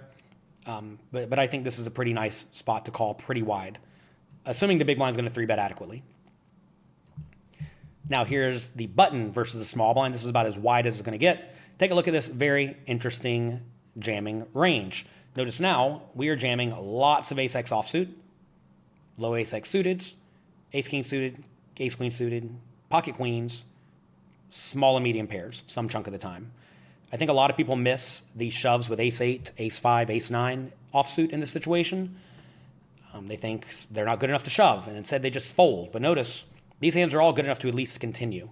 In reality, I think it's perfectly fine to shove against an aggressive player with ace-10 down to like ace-5, maybe skipping the ace-6 offsuit. I would definitely shove 9s and lower in this situation the majority of the time. I'd probably slow play aces and kings every time. Maybe just shove queens and lower just for simplicity. I don't think that's that big of a deal. And then this calling range is all pretty reasonable against a wide-ish 3-betting range. Notice again, though, the offsuit hands that are not excellent simply do not stick around. Okay? Offsuit hands are bad. Compare 50 big blinds to 25 big blinds. Notice way more ace-x offsuit and the small pairs and the low ace-x suited. So very different strategy, 50 big blinds deep compared to 25 big blinds deep when you raise the button in the small blind 3-bets. And this is why you need to make sure you're getting in there with the trainer and training over and over and over again until you understand the differences in these spots. Same scenario, button raises small blind 3-bets back to you, but 50 big blinds deep compared to 25 big blinds deep, the hand ranges change a pretty good amount. Also notice you call more proportionally. 25 big blinds deep, that's just because, again, if you make a pair, you're happy putting your money in. Recognize, though, this is also more of a factor of the button raising wider. 50 big blinds deep, they're raising 50-ish% of hands compared to 46%. 25 big blinds deep, if you were to have raised all these offsuit junkers down here, you'd have to fold them to the shove, and you would then be overfolding. Here we are, button versus big blind. Notice again, not a whole lot of shoves. This is very important to note. When you are in late position against a button 3-bet, you really don't jam a ton. Mainly just ace-king, ace-queen, ace-jack, ace-10, ace-king suited, low-suited aces, and perhaps small pairs. Take a look at this one where we were cut off versus big blind. Similar scenario, right? Ace-king, ace-queen, ace-jack, ace-king suited, small ace-x suited, maybe small pairs. So similar strategy. You get to call a little bit wider compared to when you were in the cutoff because you're against a wider range, right? But notice, not a whole lot of shoves and a lot of slow plays, especially with aces, kings, queens, right? You need to make sure you're slow playing in position. That's going to protect your range and let you call slightly wider compared to if you do not have those in your range. Notice again, though, suited gappers are folding against the big blind. Remember, when the out-of-position player 3-bets, they're 3-betting a little bit larger. That kills your implied odds with your low suited connected type stuff. So these hands all go down in value when you are playing 25 big blinds deep. Compared to 50 big blinds deep, notice 10-7 suited, 9-7 suited, 8-6 suited, 7-5 suited, 6-5 suited all get to call in this situation. Also notice 25 big blinds deep, you're calling ace-8, ace-7, ace-5, and ace-4 offsuits. If you wanted to fold the ace-7 and the ace-4, I think that's probably fine. King, queen, queen, 10, I think those are also okay to fold, but I call those a little bit more often just because they make top pair, and top pair is pretty good. But again, this presumes the big blind is 3-betting adequately. If they are not 3-betting adequately, you in turn should overfold, especially with all those hands that are barely good enough to call to begin with. Now let's discuss how to play against a 3-bet all-in 25 big blinds deep. Recognize that as stacks get shorter, you should get 3-bet all-in more often. Remember when we looked at the strategies versus a raise, quite often you are 3-betting small, but also 3-betting all-in with that strong condensed range. Recognize that some players will only use a small 3-bet size 25 big blinds deep though. Alternatively, other players will only 3-bet all-in. So always try to make a point to figure out how your opponents are developing their strategies. Recognize that some players will 3-bet all-in with some value hands that they should have instead 3-bet non-all-in, right? Like let's say they should have 3-bet small with kings and queens, but instead your particular opponent shoves kings and queens, as well as the rest of the G.T.O shoving range. That's going to strengthen their shoving range, which in turn should make you call off tighter, right? So always consider your specific opponent's tendencies and adjust. And whenever you are playing against someone and you see them in a spot where they should have 3-bet small with a hand like kings or queens, but instead they rip it in, well now know you should call that player's shove probably a little bit tighter than what the G.T.O strategies are I'm about to show you. In all these charts, you're going to find that the G.T.O strategy folds somewhere between like 75 and 70% of the time. That's because you're just not getting very good pot odds, right? You made it 2, your opponent's making it 25. When they make it 25, they are risking a ton to win a relatively small pot, so you don't have to call very often. So let's take a look. Under the gun versus under the gun +1. If they go all in, you call it off pocket sevens and better, ace queen suited, and ace king, and that's it. That may feel very, very tight. It feels pretty rough folding the ace jack suited, ace 10 suited, ace queen offsuit, ace jack offsuit. But under the gun +1 has to be very, very strong. Therefore, you have to call off very tight. Exploitatively, I'm never going to call ace queen offsuit. I'm going to fold pocket sevens. I'm probably going to call the rest of it, though, against basically everyone unless I think they're super duper tight. Under the gun versus a hijack. Shove all in. Notice, same strategy. That's because your opponent's risking a ton to win relatively little. They have to be very tight, so you don't have to call very often at all. Notice now ace queen offsuit and ace jack suited are mixing. I would just fold them. Same thing with the pocket sevens. What about against the button? Same strategy, right? At this point, I would start calling off a little bit wider because they can start to be a little bit wider themselves. I'd call the ace queen and ace jack suited. Pocket sevens, again, I'd probably just fold. Against the small blind, same strategy. Notice now king queen suited and king jack suited are mixing it in there. I would fold those against most players. Same thing with pocket sevens. So notice I'm usually going to be just a little bit tighter than this strategy. That's also going to be the case when there are payout implications. If you were down to, let's say, 30% of the field and 15% of the field gets paid, you do want to avoid going broke because you're kind of close to getting in the money. So you're going to want to fold out the bottom of a G.T.O calling range naturally to account for the payout implications, which is why I'm usually folding out the bottom of these as well. Don't go overboard, though. Under the gun versus a button all in, same strategy, right? Notice now sevens is actually folding because big blind should not be shoving as often because they can just call and see the flop. But still, eights and better, ace jack suited and better, and ace queen. I'm calling it off those against most people. Now, what about when our range gets wider? Low jack versus a hijack all in. Notice, it's actually the same calling range. Makes your life easy, huh? So if you raise from early position, or even middle position from the low jack, and get jammed on, no, you're going to call roughly this range. Sevens and better, ace jack suited and better, and ace queen. What about against the button shove? Same thing. Notice we have this king queen suited, king jack suited jumping around. Don't get too bogged down on this. Recognize sevens and better, ace jack suited and better, ace queen. And if you want to call a touch wider, ace 10 suited seems perfectly fine to me. Low jack versus a small blind all in, same thing. Sevens and better, ace jack and better, ace 10 suited and better. We get to call a touch wider because the shoving range should now be a little bit wider from the small blind. Back to the big blind, same stuff. Ace jack offsuit and better, ace 10 suited and better, sevens and better. Notice queen jack suited, jack 10 suited are calling sometimes. I would never do that for 25 big blinds.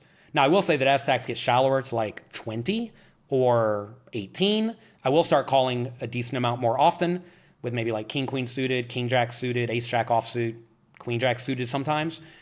Definitely make sure you're training with peak G.T.O at various stack depths because you will call wider as stacks get shallower. What about cutoff versus button? Go ahead and think about it. How will you naturally adjust your calling range against a wider range? Well, I can already tell you you're going to call a little bit wider with the pairs, a little bit wider with the best hands, but you're not going to go crazy. Notice here, fives and better now, ace 10 suited and better, ace 10 offsuit and better, and king jack suited and better. All right? Notice, though, this is still pretty tight. A lot of people think, oh, man, I raised the cutoff and the button shoved. I got to call ace 8 offsuit and king queen offsuit and pocket fours and ace 8 suited, right? But no. Realize when you make it 2 and they make it 25, they're risking a lot. So you get to call off very tightly. Notice, again, in all these charts so far, we're folding about 70-ish% of the time, right? Which means you get to fold a lot. Cutoff versus the small blind all in, roughly the same calling range, a little bit wider. Cutoff against the button, our big blind all in, same strategy, right? Fives and better, ace 9 suited and better, ace 10 offsuit and better. You get to call pretty tightly. What about the button against the small blind all in? Now you get to start calling pretty wide because the small blind should actually jam pretty wide.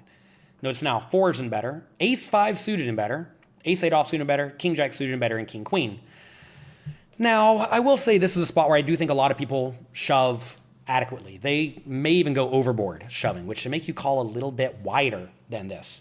The problem, though, is it's pretty rough to call much wider than this. I would call perhaps ace 7 or ace 4 suited or queen jack suited or king 10 suited or king jack offsuit.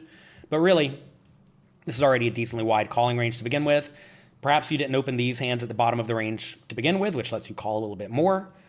So I think this is a fine spot. Definitely take note, though. If you think someone's going to shove too wide, you can strengthen your range by folding out the bottom offsuit hands, the junky suited hands in this region to begin with. So now you'll be calling more like 35% of the time. And you can still call this range and maybe widen it a little bit, which will make you call more like 40% of the time. And that's really going to wreck players who are shoving small blind too wide, thinking you're raising the button too wide. They don't want to 3-bet and then fold to a jam, so they're just going to rip it in a lot. You can call it off pretty wide, and that'll be that. I do realize it's annoying. It's frustrating. Whenever you do get jammed on, you call with the ace-5 suited, they show you the ace-7 offsuit, and you lose. But if they are jamming overly aggressively, this is a good calling range. Big blind versus the button all in. Notice you call a little bit tighter compared to small blind, right? And that's because the big blind should be shoving less often than the small blind. A small blind should be shoving wider because they are out of position. And if they call, the big blind's going to call a lot. So they don't really want that, so they shove instead. The big blind's going to shove a little bit tighter, which means you, in turn, call a little bit tighter as well. Notice even king-queen offsuit, ace-8 offsuit are mixing button versus a big blind shove. I think that's fine and reasonable. Don't go crazy calling all-in shoves for 25 big blinds. As we discuss shorter stacks later, you'll see you do call a pretty good amount wider when they are much shorter. But if it's 25 big blind all-in, it's okay to fold a lot. Now let's discuss how to play 25 big blinds deep versus a squeeze as the pre-flop raiser. This is when you raise, someone calls, and then someone re-raises non-all-in. This is going to be to 7 big blinds in position or roughly 8.5 big blinds from out of position. It's a pretty rough spot because you're not getting very good odds to call, and you also can't re-raise non-all-in and then fold, because if you click it back to even, let's say, 13, if they shove, you only need to win 25% of the time to justify calling, and basically everything will. So this is going to result in you going all in with most of your continuing range. You can still call with some hands, but only when you're getting okay odds, and their range should be kind of wide. If you do have a calling range, you're also going to include pocket aces as a slow play pretty much every time. Most of the time, though, in this spot, you're going to end up folding a lot because most players' non-all-in 3-betting ranges should be quite strong. Literally like aces, kings, maybe queens, maybe ace-king suited, and then a few bluffs. And recognize most players don't really have a whole lot of bluffs to use for a non-all-in 3-bet size at this stack depth, 25 big blinds deep. Most people don't want to put in 7 and then fold to a shove, so exploitatively, you should probably get it in even tighter. So let's take a look. Here, we raise under the gun, low jack calls, and then hijack 3-bets to 7 big blinds. Gets back to us, here's what we do. 9s and better, rips it in. Ace-king, rips it in, as does ace-queen suited, and everything else folds. This may seem a little bit tight, but you have to realize low jack should be pretty strong to begin with, and hijack should be very strong. So, get out of the way. Exploitatively, if your opponent's not going to have any, call it junky-ish bluffs with blockers, well, now you should probably fold even more. Ace-queen offsuit, pocket 9s can simply get out of the way. Feels dicey to make such big folds, but you should be strong, low jack should be strong, hijack should be really strong, so get out of the way. Definitely don't go around making super tight folds in this spot. Like, don't fold ace-queen suited or pocket jacks or anything like that. I realize sometimes they're just going to have aces, but you got to get it in. You only have 25 big blinds. Let's take a look at under the gun versus low jack call and button 3-bet. Very similar strategy, right? Pocket 10s and better, ace-queen suited and better, and ace-king offsuit, rip it in. We have this interesting ace-5 suited bluff. You don't really see too many of these low ace-x suited bluffs in this situation, but ace-5 suited is the hand that gets it in there some chunk of the time in a lot of spots. We have slivers of calls, but I would not have any calls in this spot. I would just shove or fold. Under the gun raises, low jack calls. Now small blind 3-bets. So now we're going to be in position. You know, in general, in position, you get to call more often, right? So you want to consider, do we even want to have a calling range here? And look, it's not that large of a range, but it is a real chunk of it. So notice pocket aces, slow plays every time, and that lets you find a few other calls with hands that are on the cusp of playability. In this spot, ace-jack suited, ace-queen offsuit, and some king-queen suited. In reality, maybe you only want to call ace-queen offsuit, ace-jack suited, and king-queen suited, and pocket aces, and you can fold king-10 suited. You can shove pocket jacks. You can shove or fold the pocket 9s. I think that's very reasonable. Notice, though, you are not calling for 8.5 big blinds with any small pairs and any implied odds hands. Your implied odds have been absolutely destroyed. Small blinds should be very strong, so you simply do not get to mess around. All right? Against the big blind, similar strategy. You get to call a little bit more because you should be jamming a little bit less because the big blind should be squeezing a little bit tighter than the small blind. So notice, again, pocket aces slow plays, ace-jack suited, ace-10 suited, ace-queen offsuit, king-jack suited, king-queen suited, and some pocket nines opts to call. Small pairs are folding, low ace-x is folding, suited connectors are folding, junky offsuit high cards are folding. Lots and lots and lots and lots of folds. Notice in all these spots, 71% folds, 74%, 79%, 79%, right? You simply have to fold a lot in this situation. What about against wider ranges? So now we raise, hijack, cutoff calls, and button 3-bets. Now we get to jam a little bit wider. Here's what we were jamming against the button earlier when we raised under the gun. 10s and better, ace, queen suited, ace, king offsuit, and ace 5 suited. Now against the button when we were on the hijack, we're shoving 7s and better, ace, jack suited and better, ace, queen offsuit and better. I think that's fine and good and reasonable and roughly what I would do. I may start shoving a little bit wider in this situation against overly loose aggressive players. I think it's fine to shove ace-jack every time, 7s every time, maybe even 6s, maybe ace-10 suited, maybe ace-10 offsuit, if you think the button's going to be 3-bet squeezing too wide. And you will find that some players will do that because they think the hijack's loose, cutoff's weak, and then they can jam wider, or 3-bet small wider, and then you in turn get to shove wider. Compare this to 50 big blind strategies. Notice it is incredibly different. 50 big blinds deep, you get to have a lot of calls, mainly with implied odds hands and good strong suited Broadway hands, because you're far deeper. Notice also, because you have a calling range, you would have slow played your aces a lot, but really, it's a completely different strategy, right? You're shoving or folding only 25 big blinds deep in the spot. And that is very important to note. Also recognize when we're out of position, we really don't have much of a calling range in these spots at all. We really only have a calling range when we are in position. Here we are, hijack versus cutoff call versus small blind 3-bet. We start to sneak in with a little bit of calls. Maybe you can if you feel inclined. But recognize, same rough shoving range, right? 8s and better in both scenarios. Ace-10 suited and better, ace-jack offsuit, king-queen suited, sure. I would probably not have a calling range when it's such a small portion of my range. Against the big blind, we are going to call more often because their squeezing range should be stronger, right? So now pocket ace of slow plays. We could have king-queen suited, ace-10 suited, ace-9 suited, ace-queen offsuit, ace-jack offsuit calls. I think that's fine and reasonable. I mean, notice compared to small blind, here in the big blind, you're 3-betting almost 9%. I'm sorry, you're calling almost 9%. In the small blind, you're calling only 1.5%. So you definitely want to have this calling range versus the big blind. So realize when you raise in the small blind 3-bets, it's fine to do mostly shoves or folds. Against the big blind 3-bet, though, you typically want to call more, and that's because their squeezing range is typically stronger. So if the small blind squeeze is very strong, you should shove a little bit less, right? Always take advantage of what your opponents are doing incorrectly. Notice here, though, very importantly, low ace-x suited, suited connectors, small and medium pairs are not playing. All right, what about the cutoff raise versus a button call and a small blind 3-bet? Notice the same concepts, right? 6s and better, ace-10 suited and better, ace-jack offsuit and better. Jamming, relatively small calling range, so I would just not have that. I would just shove king-queen suited and aces as well into 9s and 8s. Exploitatively, you certainly can shove a little bit wider here. I think this is a good spot to shove wider because the cutoff's going to raise pretty wide, button's going to call pretty wide. Most small blind players will realize that and put in the 8.5 big blind 3-bet. Now, some players will literally never make it 8.5 big blinds and fold to a shove, which means you should probably shove a little bit tighter. If you want to cut off the bottom chunk of your range, like maybe ace-10 offsuit, pocket 6s, that's fine. But realize your shoving range is really strong here.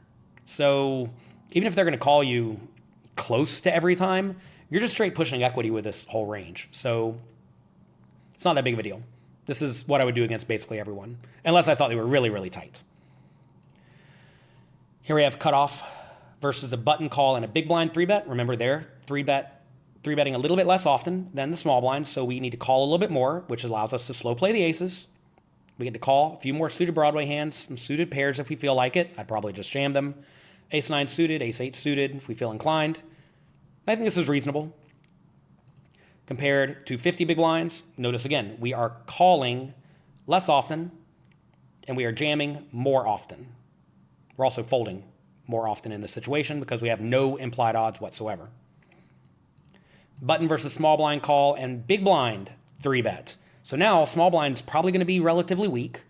So we in turn get to jam far more, plus the small blind's out of position against us. Notice we get to shove all ace-x suiteds. Ace-king down to ace-9 offsuit, 7s down to 4s. Also, we have queens down to 10s. If you wanted to shove 9s and 8s, I don't think it's that big of a deal. Notice aces and kings now slow playing, and we get to call this large chunk of suited hands 9 or higher. And I think that's fine and good, and usually what I would do. I would mostly shove ace-8 and better. I would not call ace-8 offsuit. It's a pretty rough one to play. I would call the king-queen offsuit basically every time. I'd fold king-jack and queen-jack and ace-5 and ace-7. So maybe I'm being a little bit tight in the spot because I think most people in the big blind don't squeeze quite enough. But I do like a lot of the shoves with the ace-x suited and these big ace-x offsuits and queens down to 4s. I think that's going to be a very good strategy. Also, slow play aces and kings. I know it may be tempting in these spots just to rip it in with aces and kings, thinking my opponent already put in 9.5 or 8.5 big blinds. Will they ever fold? Realize if they're good, they will. If they're always going to call, well then obviously jam aces and kings, and maybe don't jam the low pairs, and don't jam the low suited aces, and don't jam the ace-9, right? So always account for what they are doing incorrectly. Notice this strategy against 25 big blind player compared to 50 big blind player. We are jamming far more often, 25 big blinds deep compared to 50. Notice the very different jamming range. Over here we have just the best offsuit high cards and pairs pretty much, right? Here, though, we have lots of ace-x blockers. Remember, blocker hands go up in value as stacks get shallower and shallower. So always make sure you're realizing that adjustment you must make as you do get shorter stacked. Let's discuss how to play 25 big blinds deep versus the squeeze as a preflop caller. So someone raises, you call, someone then 3-bets, non-all-in, usually to 7 big blinds in position or 8.5 big blinds from the blinds. We're going to see what the caller does, and then we have to decide what to do. When the initial raiser folds, we're going to continue a decent amount of the time in this situation, recognizing our range is often going to be pretty well protected because we weren't calling all that much to begin with, 25 big blinds deep. So we're either going to have kind of a junky portion of our range that's barely good enough to call the raise, or really good hands that we opted to slow play. When the initial raiser calls the 3-bet, we're going to proceed tightly, often with no calling range whatsoever. Even though we're getting okay odds, it's going to be better to shove or fold in that spot. And when the initial raiser shoves it all in, we're going to proceed very tightly, although wider than when we were deeper stacked. If you recall, when deeper stacked, we really only called a very, very tiny portion of our range, whatever the best hand or two was.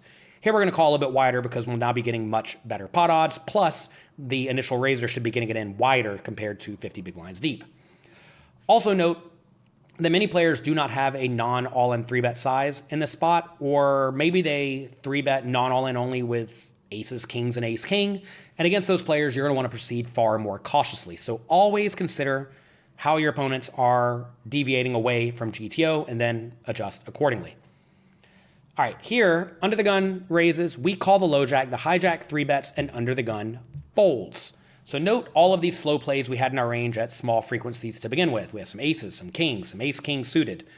We have queens, jacks, 10s, 9s, right? And ace-queen offsuit. All these hands are very good and we can easily shove it all in, even against a low jack or a hijack 3-bet that should be pretty strong. We also get to call ace-queen offsuit, king-queen suited, ace-jack suited very clearly. We get to call some lower pairs, which is fine. Notice 8s and 7s fold. I think it's probably fine to call in this situation and go to the flop, but folding's okay too. We have this king 10 suited calling. I'd probably just opt to fold that one along with king jack suited. And I'd probably call the ace 10 suited in the spot. Notice the junky hands, of course, are all folding. Notice this is very different though compared to 50 big blinds deep. Notice 50 big blinds deep, we're really shoving and re-raising very infrequently, a total of about 18% total, whereas 25 big blinds deep, we're shoving 30% of the time, which is actually quite a bit. And that's because our range should be well protected and very, very strong. Notice if your range did not contain aces, kings, queens, and ace-king suited, well, then you wouldn't be shoving nearly as often, and your range would be very susceptible to getting squeezed. So remember to always protect your calling ranges in this spot.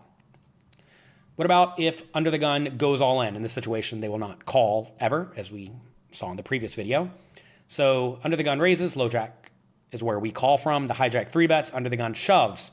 We call aces, kings, queens, ace-king suited, and some jacks sometimes. With jacks, I would probably just fold this spot in general in the real world because I think most people in the hijack don't 3-bet non-all-in enough. And I think most under the guns shove only the nuts. So I would fold the jacks, but I'm calling queens and better and ace-king. If I happen to have ace-king offsuit, I would call that as well.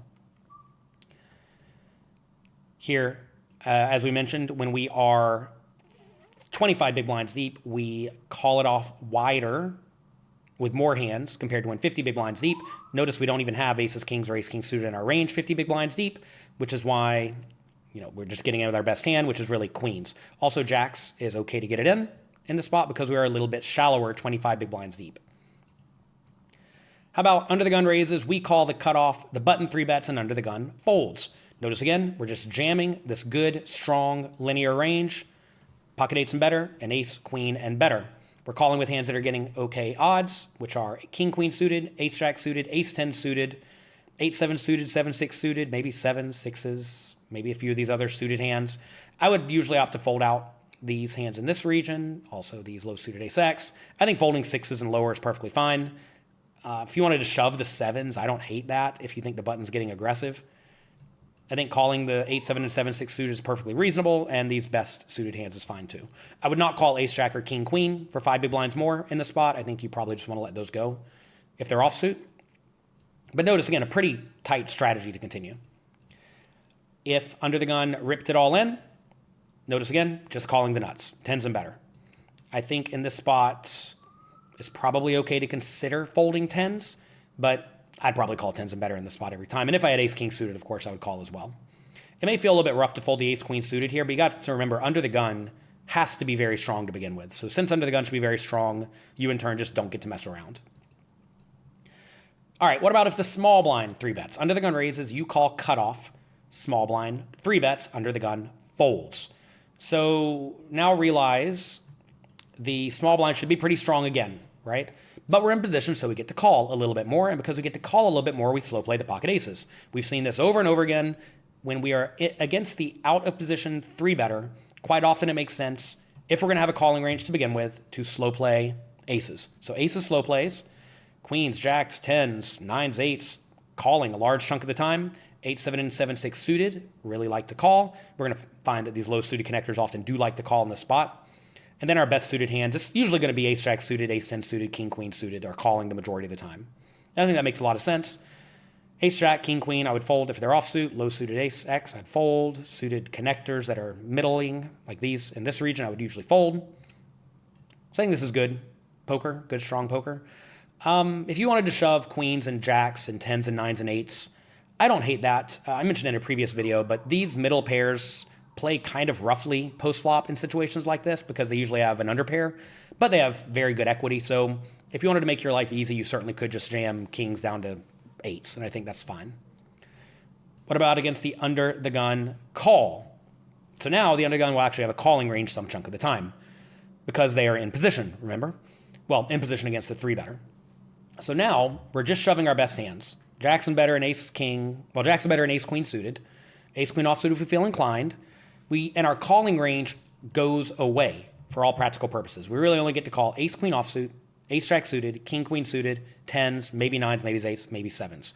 You do not even get to call the small pairs. So notice we get to call far more heads up. So even though we're getting better pot odds multi-way in this situation, we have to fold more often because the under-the-gun caller should be very, very strong. Against the under-the-gun all-in, we fold basically everything except for the nuts. Jackson better. All right? What about against the big blind 3-bet when under-the-gun folds? Now we call a ton. This is very similar to when we were facing the 3-bet ourselves. When we raised and the big blind 3-bet, we see similar stuff. Lots of slow playing in this situation. Notice lots of the pairs are calling. Ace-queen, ace-jack suited is getting it in as is pocket 9s. Perhaps you could shove 10s and 8s if you felt inclined. Again, similar concept as I just discussed. We're calling lots of suited broadways down to ace-9 suited, so a little bit loose there, but that's probably reasonable. 7-6 suited, like I said, calls basically every time. 8-7 suited's in there as well, as is ace-jack offsuit. If you wanted to fold the ace-jack offsuit, I think it's fine. 8-7 suited, folding fine. Queen-10 suited, I think folding fine, and same for ace-5 suited. Notice, though, again, you're really playing pretty cautiously in this spot. If under the gun calls, so even though we're getting better odds, we now do far less calling. We're just jamming jacks and better and ace queen suited. Tight strategy. Remember, when under the gun calls, they have to have something good. If under the gun goes all in, we get to get it all in this spot, tens and better, and that's it. Again, if you wanted to fold the tens, I think that's probably reasonable. All right, what about against wider ranges? So now hijack raises, we call cutoff, button 3-bets, hijack folds. So remember, when the initial raiser folds, we get to call some. And I know this range looks kind of like a mess. In reality, I would probably call king, queen suited, queen, jack suited, king 9 suited, ace 9 suited, ace 10 suited, queen 10 suited. I would not call these down in this region. Ace 8 suited, king 7 suited, king 6 suited, king 5 suited. I would just fold those. I would call 8 7 suited. I would probably jam 8s and 7s. I think that seems reasonable. I would probably just fold the 6s. So I'm probably folding a little bit more often than G.T.O would recommend in this spot, but I'm probably going to jam a little bit more. Like I'm going to jam every ace, jack, and 8s and 7s. If I had 10s and 9s in my range, I would definitely jam those as well. So I think that's going to be pretty good. Notice again, the offsuit hands don't love it. They're all folding. Against the hijack all in, we're just getting it in with the nuts. Jacks and better. If we had 10s, we'd probably get it in as well. But notice we would have re-raised those every time to begin with. All right, here, hijack raises, cutoff calls, small blind 3-bet, so we're in position again. Hijack folds. This is a spot where we do get to call a decent amount. As you see, pocket aces is going to slow play. We also get to call lots of these good suited Broadway hands. These low pairs now get to call some chunk of the time, but again, I'd probably shove 7s and better, except for aces. Ace queen and ace jack are ripping it in. Seems fine and good, right? Pretty easy strategy to hit. When the hijack calls, we are jamming everything that we're going to play, but only the nuts. I would probably fold out the ace 10 suited, but all the other hands, jacks and better, ace jack suited and better, and ace queen offsuit, I think it's perfectly fine to get it all in. But again, look, really, really tight strategy, right? We're folding 80% of the time. Definitely make sure you are protecting your calling range in the spot too. Remember, a lot of people literally never call aces and kings in this situation. But remember, as the raiser is coming from a later position, you definitely want to make sure you're slow playing in the spot with the aces and kings. That's going to allow you to get those in at large frequencies, and that's going to ruin aggressive players' squeezes yet to act. Here, if the small blind 3-bets and the hijack shoves, we're getting it in with only the nuts. Notice now ace queen suited counts as the nuts before we'd been folding that, but as the ranges get wider, ace queen suited is going to go up in value. Here we are against the big blind 3-bet. So hijack raises, we call cutoff, big blind 3-bets. We're getting it in kings, ace queen suited, and ace jack, and ace queen offsuit. Slow playing aces, queens, and jacks. If you wanted to shove queens and jacks, I think that's fine, along with 8s and 7s. Again, like you got to realize these are going to be hard to play. So I'm okay shoving those, even though I see they're clearly calls here. As the 3-better should be wider, you can start to shove some low ace-x suiteds if you want, but I would usually not do that against most people.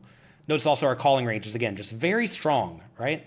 Don't get carried away calling with 10-9 suited, queen 9 suited, ace 7 suited, pocket 4s. It's okay to get out of the way against squeezes, especially when the squeeze is kind of big. Hijack raises, we call cutoff. Big blind 3-bets. Hijack calls, very tight again. Jacks and better, ace jack suited and better, and ace queen offsuit. Nothing fancy. Predictably, against the hijack all in, jacks and better. If you wanted to get an ace queen suited, it's probably okay. All right, now cutoff raises. We call buttons small blind 3-bets, cutoff folds. So now ranges are getting really wide. Notice we still slow play our aces. However, we still have to fold out lots of stuff. We're folding 56% of the time here, heads up. We're folding all the offsuit junky hands. We're folding all the suited junky hands. Suited connectors don't even love it. Notice 6s, 7s, jacks, really all the pairs, 6s and higher are mixing shoves and calls. There's tiny slivers of all in both of these. I would, again, just shove the 7s and jacks for simplicity. Ace, jack suited and better, and ace 10 offsuit and ace jack offsuit are shoving. I think that's fine and good and easy. As the small blind's going to be bluffing some, definitely include these low ace-x suited, but if the small blind's not going to bluff, chill out with the ace 5 suited, ace 10, maybe even the low pairs. Instead, just opt to call them instead and go from there. Notice, though, again, this middle suited range, like suited hands with 9, suited hands with an 8, are all folding against the 3-bet. If the cutoff calls, what do you think we're going to do? Well, we're going to jam everything that we're going to play. And it's only the nuts again. Jacks and better, ace 10 suited and better, ace jack offsuit. 7s if you feel like it. What if the cutoff goes all in? Only the nuts. Jacks and better, ace queen suited. right? So you're seeing these patterns here over and over, right? If somebody raises, you call, somebody jams, the initial shover calls, you're only getting it in with your absolute best hands. And remember, you need to make sure you're protecting your calling range so that you do have aces and kings in the spot some chunk of the time. Cutoff raises, button calls, big blind 3-bets, cutoff folds. Notice now, compared to when the small blind 3-bet where we're shoving more, now we're shoving a little bit less, right? Kings, ace queen suited, ace jack, and ace 10 suited, as well as some low ace x suited. But again, you may not want to have these if they're never bluffing. Our calling range is all the other good suited high cards, low pairs, queens and jacks if you feel like it. Aces, slow plays every time. Should we call the ace 10 offsuit and the king queen offsuit? I think this is a pretty reasonable spot to call if you think the big blind's going to be getting out of line. But again, a lot of people just don't squeeze often enough from the big blind, so I'd probably fold those some chunk of the time here. Let's compare 50 big blinds deep to 25 big blinds deep. When cutoff raises, we call button big blind 3-bets. Notice a very different strategy. We get to call more often, proportionally, 25 big blinds deep, mainly with lots of these suited hands. They get to stick around. A few more offsuit hands, right? Also, we get to jam more often, 13% compared to 8% because we're risking fewer chips. Now, what do you think we're going to do? If cutoff raises, we call button. Actually, what chart are we going to next? Well, let's just take a look. Cutoff raises, we call button big blind 3-bets, cutoff calls. So this is a spot where we're jamming everything we're going to play, right? As we see, jacks and better, ace 10 suited and better, ace jack offsuit. Similar to when small blind 3-bet, right? Very similar spot. When the initial raiser calls, we're mostly shoving or folding. Now, something a lot of people do very incorrectly, by the way. A lot of people proceed doing something like this, where they call all this stuff, thinking, oh, I'm getting okay pot odds, but no. In this spot, you simply have to get out of the way. Remember, even 50 big blinds deep, you don't do a lot of calling. You really only call 50 big blinds deep after the initial raiser calls with the best hands and pairs, right? Here, we're only shoving, though. If the cutoff goes all in, what are we going to do? So cutoff raises, we call button, big blind 3-bets, cutoff goes all in. What are we going to call off with? Jackson better and ace queen. Same scenario. Notice we get to call more often in the spot, 25 big blinds deep, because we are risking fewer chips, and also because our range is better protected with aces and kings. Here we have a relatively wide spot, interesting spot, where button raises, we call small blind. Okay? Big blind 3-bets, button folds. So now we're out of position. So because we're out of position, we're going to be jamming some, right? It's a little bit rougher calling out of position. Notice what we are calling. Slow played aces, good suited Broadway hands. Well, Broadway hands that are suited to begin with. 10-9 suited, some low ace-x suited, and that's about it. I'm not calling with the ace-7 offsuit ever. Not calling king jack, queen jack, ace-5, ace-4. Really, all these mixes I'm simply going to fold. And, maybe this will make me susceptible to getting jammed on or getting re-raise in this spot, but recognize the button raise first in should protect us a decent amount of the time to begin with. Plus, we do have still some slow plays here. Recognize we do have some slow plays here, and you need to make sure you have those in your range. What about if the button calls? Well, now we're going to call less and jam pretty strong, right? So notice we had all these mixes calling when we were going to be heads up. Now 3-ways, they all go away. We're really just calling the absolute best stuff, getting okay odds closing the action. Really, suited connected hands, or suited Broadway hands. These low suited ace-x I think is fine to fold. I would probably jam a lot of this ace-x suiteds and jacks and better. I think that's all fine and good. Obviously, if you had any of these other hands that you decided to not 3-bet for whatever reason, you would definitely shove those. And then, what are you going to do if the button goes all in? Only call the nuts. Same patterns repeat over and over again. Ranges get a little bit wider as your opponent's ranges get wider, but similar concepts, right? You call some when it's going to be heads up. You call way less often when it's going to be 3-ways. And with the initial raiser shoves, you fold almost everything except for the absolute best hands. Let's discuss now how to play 25 big blinds deep versus an all-in squeeze as the preflop caller. So this is when someone raises, you call, someone goes all in, and then we're going to see what the initial raiser does, and then it's up to us. Against only the 3-better all-in, we're actually going to call off somewhat wide, because if you consider the 3-bet all-in range, it's usually going to be that condensed range, right? Because quite often people are going to squeeze non-all-in with their absolute best hands plus some bluffs. If the initial raiser and the 3-better are all in, we're going to obviously call off super duper tight. So let's take a look. Here we have under the gun raises, we call low jack, hijack goes all in, and under the gun folds. So now we have to put in 23 big blinds to try to win a total of what? We have their 25, our 25, plus another 4.5. So we have to put in 22 to win 54.5. So we need to realize something like 40-ish% equity. And it turns out all these hands here will. You need to call it off with pocket nines or better, and ace queen in the spot against the hijack all in. Pocket sixes is mixing, but I would definitely fold that. I would not call much wider in the spot, maybe ace jack suited if you felt inclined, but that's going to be about it. What about if the under the gun player shoves all in? Well, now only the nuts. Jacks and better and ace king. Maybe you could sneak in there with ace queen suited and tens if you thought both players were a little bit too wide or too all in happy, but you can't go crazy here because again, both players need to have something pretty good. What about if under the gun raises, you call the cutoff. So with a wider range, button then shoves, under the gun folds. Well, now we get to call off a little bit wider. So now we have pocket eights and better, ace jack suited and better, and ace queen. Notice, similar strategy, except for now we are a little bit wider in this spot because our opponent's shoving range should also in turn be a little bit wider. What if under the gun goes all in? Well, we're going to fold everything. We get to call tens and better now. I would maybe call ace queen suited if you felt inclined, but probably not. Because remember, under the gun has to be super strong. What about if under the gun raises, you call cutoff and small blind goes all in? This is a spot where the small blind will be pretty aggressive. Under the gun folds, back to us, eights and better, ace jack suited and better, and ace queen. Nice, easy calling range in this situation. What if under the gun calls? Tens and better. By the way, if you sometimes get lost and don't know if you should call jacks and better or tens and better and you call one pip too wide, it's not a big deal. Don't beat yourself up for that if you go and look at that in the G.T.O solver later and you see, oh man, I should have folded. If you're one pip off in most scenarios and it's like jacks to tens, it's usually not going to be that big of a deal. If you should only call ace king suited and you called ace queen suited, not that big of a deal. But if you should only call ace king suited and you call ace 10 suited, probably a mistake. So be aware of that. If you're one pip off, don't beat yourself up too much.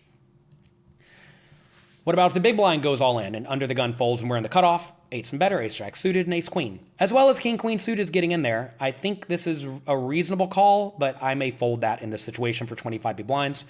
As the stacks are shallower though, say they have 20 big blinds, I'm definitely going to call king queen suited, ace 10 suited, ace jack offsuit, etc. Definitely make sure you're studying in the G.T.O solver for how to play with shallower stacks.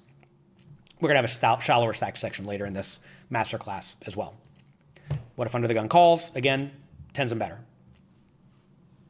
When it goes, raise, call, all in, call the nuts only. And again, tens is the nuts, 25 big blinds deep.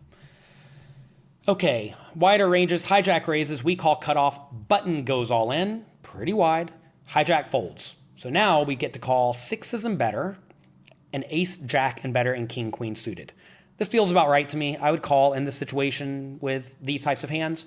Sixes is a little bit loose. Notice it is mixing, so it's probably fine to fold. Exploitatively, if you think your opponents aren't jamming enough, definitely fold out the hands that are mixing to begin with. But I would call ace, jack in this spot every time, and I think I'd call king, queen suited as well. King, queen suited may be a hand that is better than you think it is. But as your opponent is not shoving all in with, remember this triangle here, right? King, queen, king, jack, king 10, queen, jack, queen 10, jack 10. If they're not shoving these hands as often, king, queen suited is going to go down in value. So always try to figure out if your opponent is the type of player who's jamming that type of hand, or if they're only jamming like ace, king, ace, queen, ace, jack, in which case king, queen goes way down in value. What are we going to do if the hijack calls the all in? Only the nuts. Jacks and better. Notice we would have always 3-bet the tens. What about against a small blind all in when the hijack folds? Same strategy, right? Sevens and better, ace 10 suited and better, ace jack and better. What about if the hijack goes all in?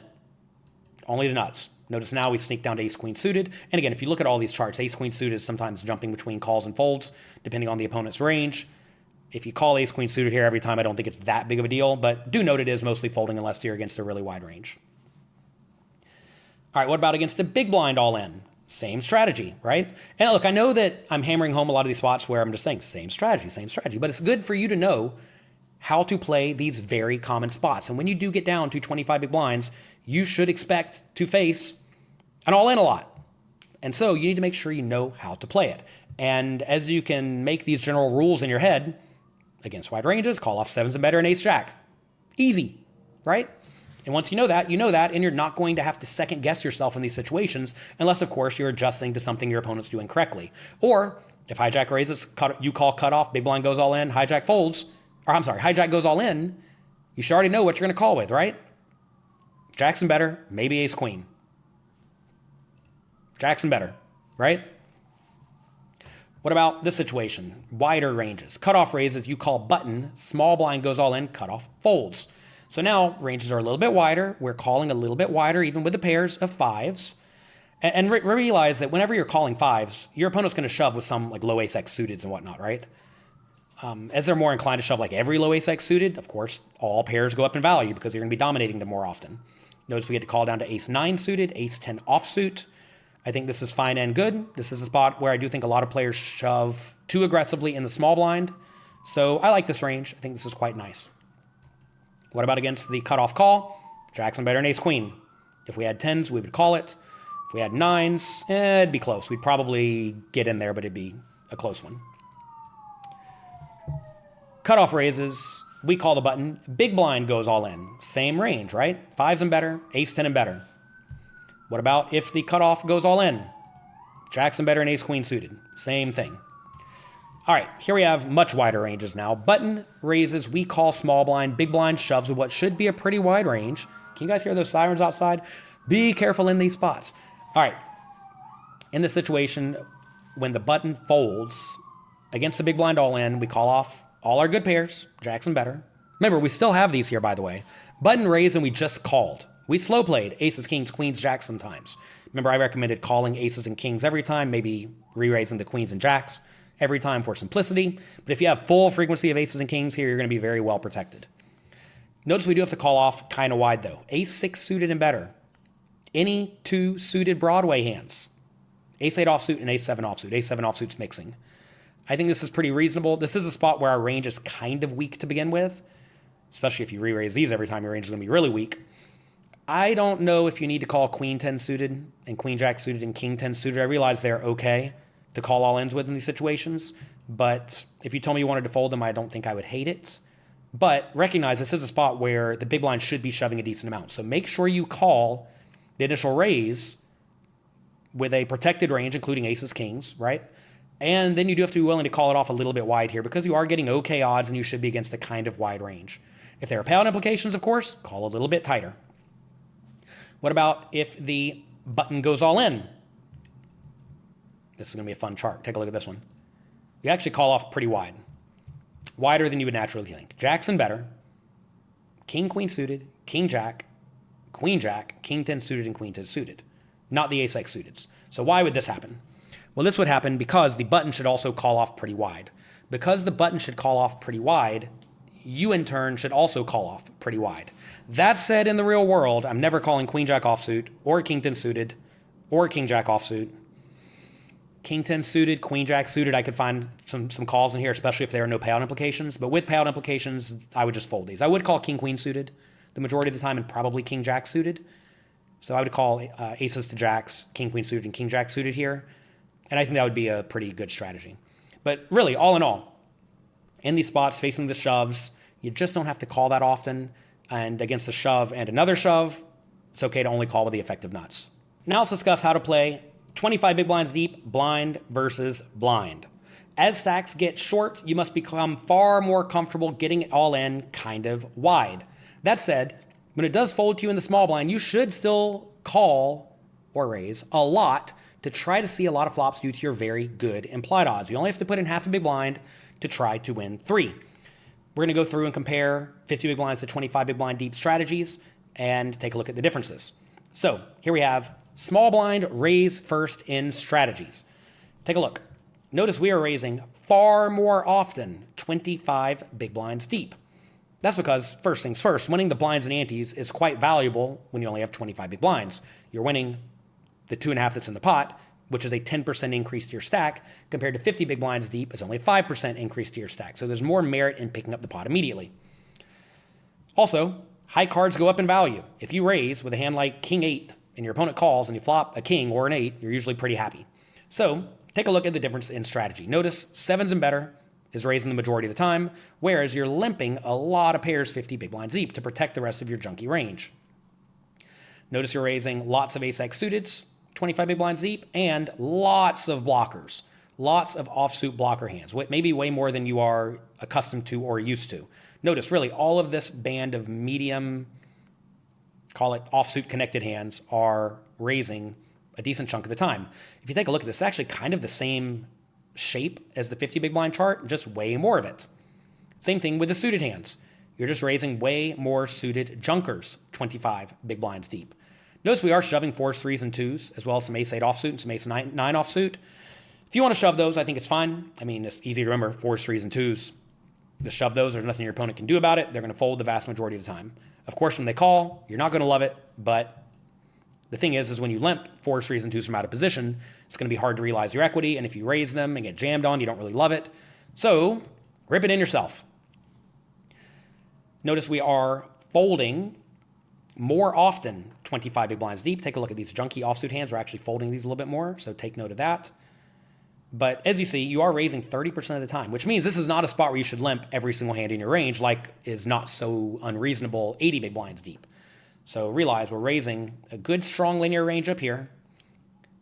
Lots of the suited junking hands and lots of the marginal offsuit hands, especially with ace-x, king-x, and queen-x blocker.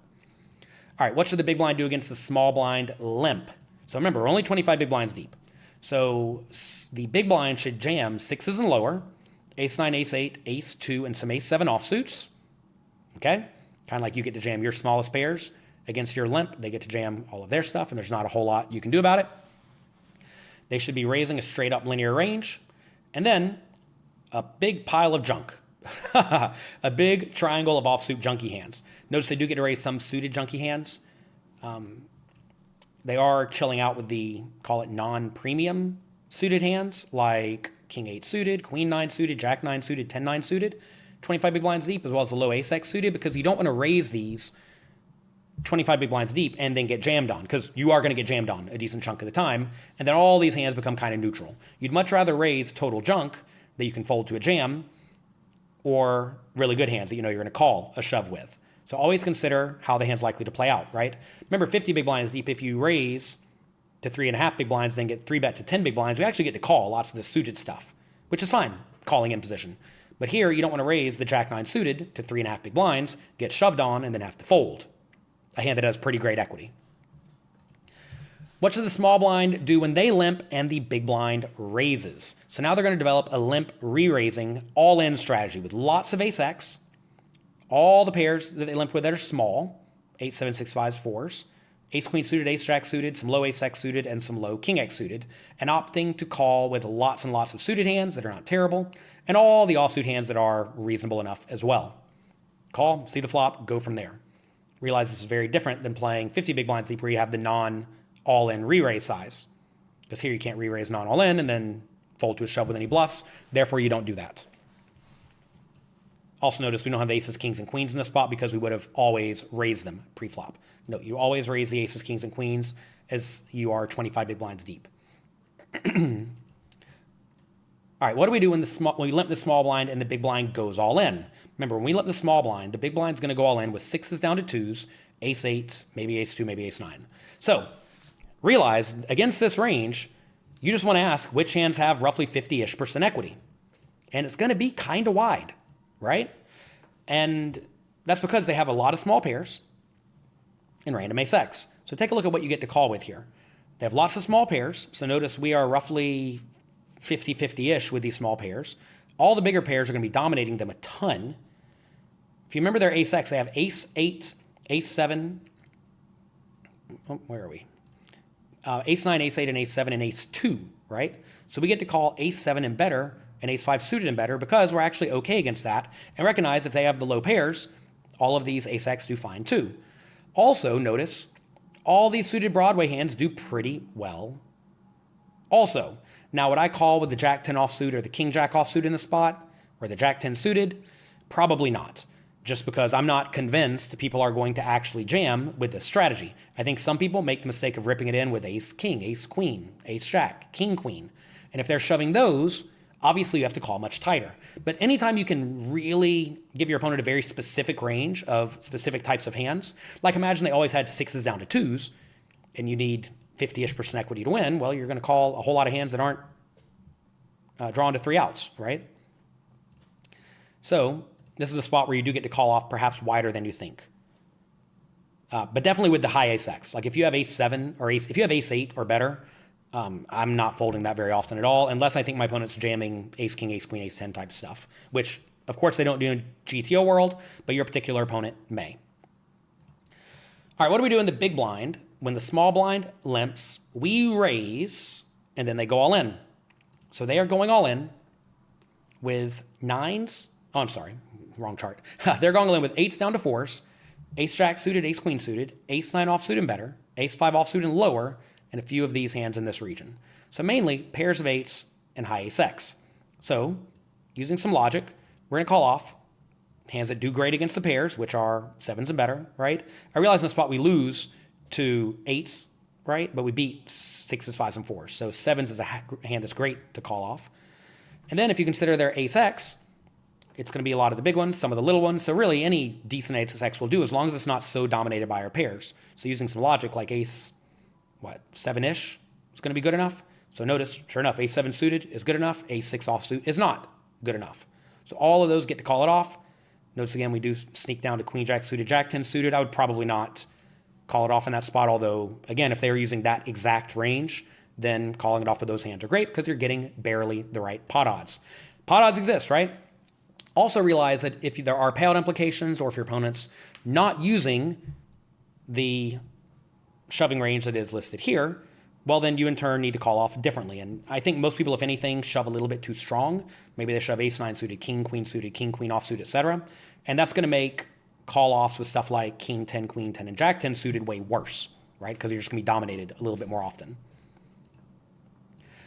All right, what do we do in the big blind versus a small blind raise? So going back to this is what the small blind is raising with. Lots of good hands and lots of junk. Well, we're going to do a lot of calling because we are in position, right? Also, we do not want to re-raise not all in because if they make it, let's say, 3 and we make it 8 and they shove, we're now getting very good pot odds against what should be a wide-ish range, and that's not great. So in this spot, we are only going all in or calling. And we are calling a pretty good amount of the time, but folding more often than we were 50 big blinds deep. Because remember, position matters less as stacks get shallower, so it forces you to be tighter from in position in general. Take a look at what is jamming. 7s and lower, ace-9 to ace-king, ace-4 and lower, ace-king and ace-queen suited, and a few king-x offsuit junkers. I don't think you need to shove the king-x junk, but I do think you should probably hit all these other frequencies at close to 100% against most people. Now, going back to the initial small blind raising range, in order to shove these low ace-x offsuit, you need them raising really a lot of this junk that's going to raise and then fold to a shove. If they're not going to raise all this junk that's going to fold to a shove, and instead they're going to raise very linearly, imagine they just raise 7s and better, lots of suited high cards like 9 and higher, lots of Broadway hands, and then they're going to call off with a lot of it. Well, then, of course, you are not going to want to shove the ace-4, ace-3, ace-2. That said, I do think ace-9 offsuit and better is fine to shove over the raise, and 7s down to 2s is also perfectly fine to shove because those hands realize their equity kind of poorly when they just call a raise. So when small blind raises, big blind goes all in with this range, 7s down to 2s, right? This range here in red, we just went through it. What should you call off with? Well, the interesting thing about this is now you have to put in 22 to try to win 51. So you're getting pretty good pot odds, right? You need 40-ish% equity. And because of that, you have to call off pretty wide. Of course, all the pairs are going to call off. Since they're shoving ace 2, 3, and 4, as well as ace, king, queen, and jack, or whatever it was, right? King, queen, and jack, 10, 9. You do get to call off with some of the low ace-x suiteds. I know it feels a little bit dicey to call off with ace-7, ace-6, and ace-5 suited because you are going to be dominated by their pairs sometimes and their ace-x sometimes. But again, pot odds. If you told me you wanted to fold the ace-7, ace-6, and ace-5 suited, as well as maybe ace-8 and ace-9 offsuit, I think that's reasonable because then you're just going to be a little bit less dominated. But, of course, all pairs call off. All these good ace-X call off. King 10 suited, King Jack offsuit, that seems perfectly fine to me to call off with as well in this spot, just because you're really not going to be dominated all that often, and it's going to be roughly 42-58 or something like that. And remember, you're getting very good pot odds at this point. So, like we discussed right here, as stacks get shorter, you have to become far more comfortable getting it all in. Again, though, that presumes you are playing against someone who is using roughly the G.T.O strategies. A lot of players in the big blind don't know what they're doing at all. If someone raises, they just call with everything except for the nuts. Therefore, whenever they do re-raise in the big blind, their range will be very strong, right? And if their range is very strong, you shouldn't shove nearly as much from the small blind, and that will adjust your strategies. So again, always consider what your opponents do, but all of that's how to play blind versus blind with a 25 big blind stack.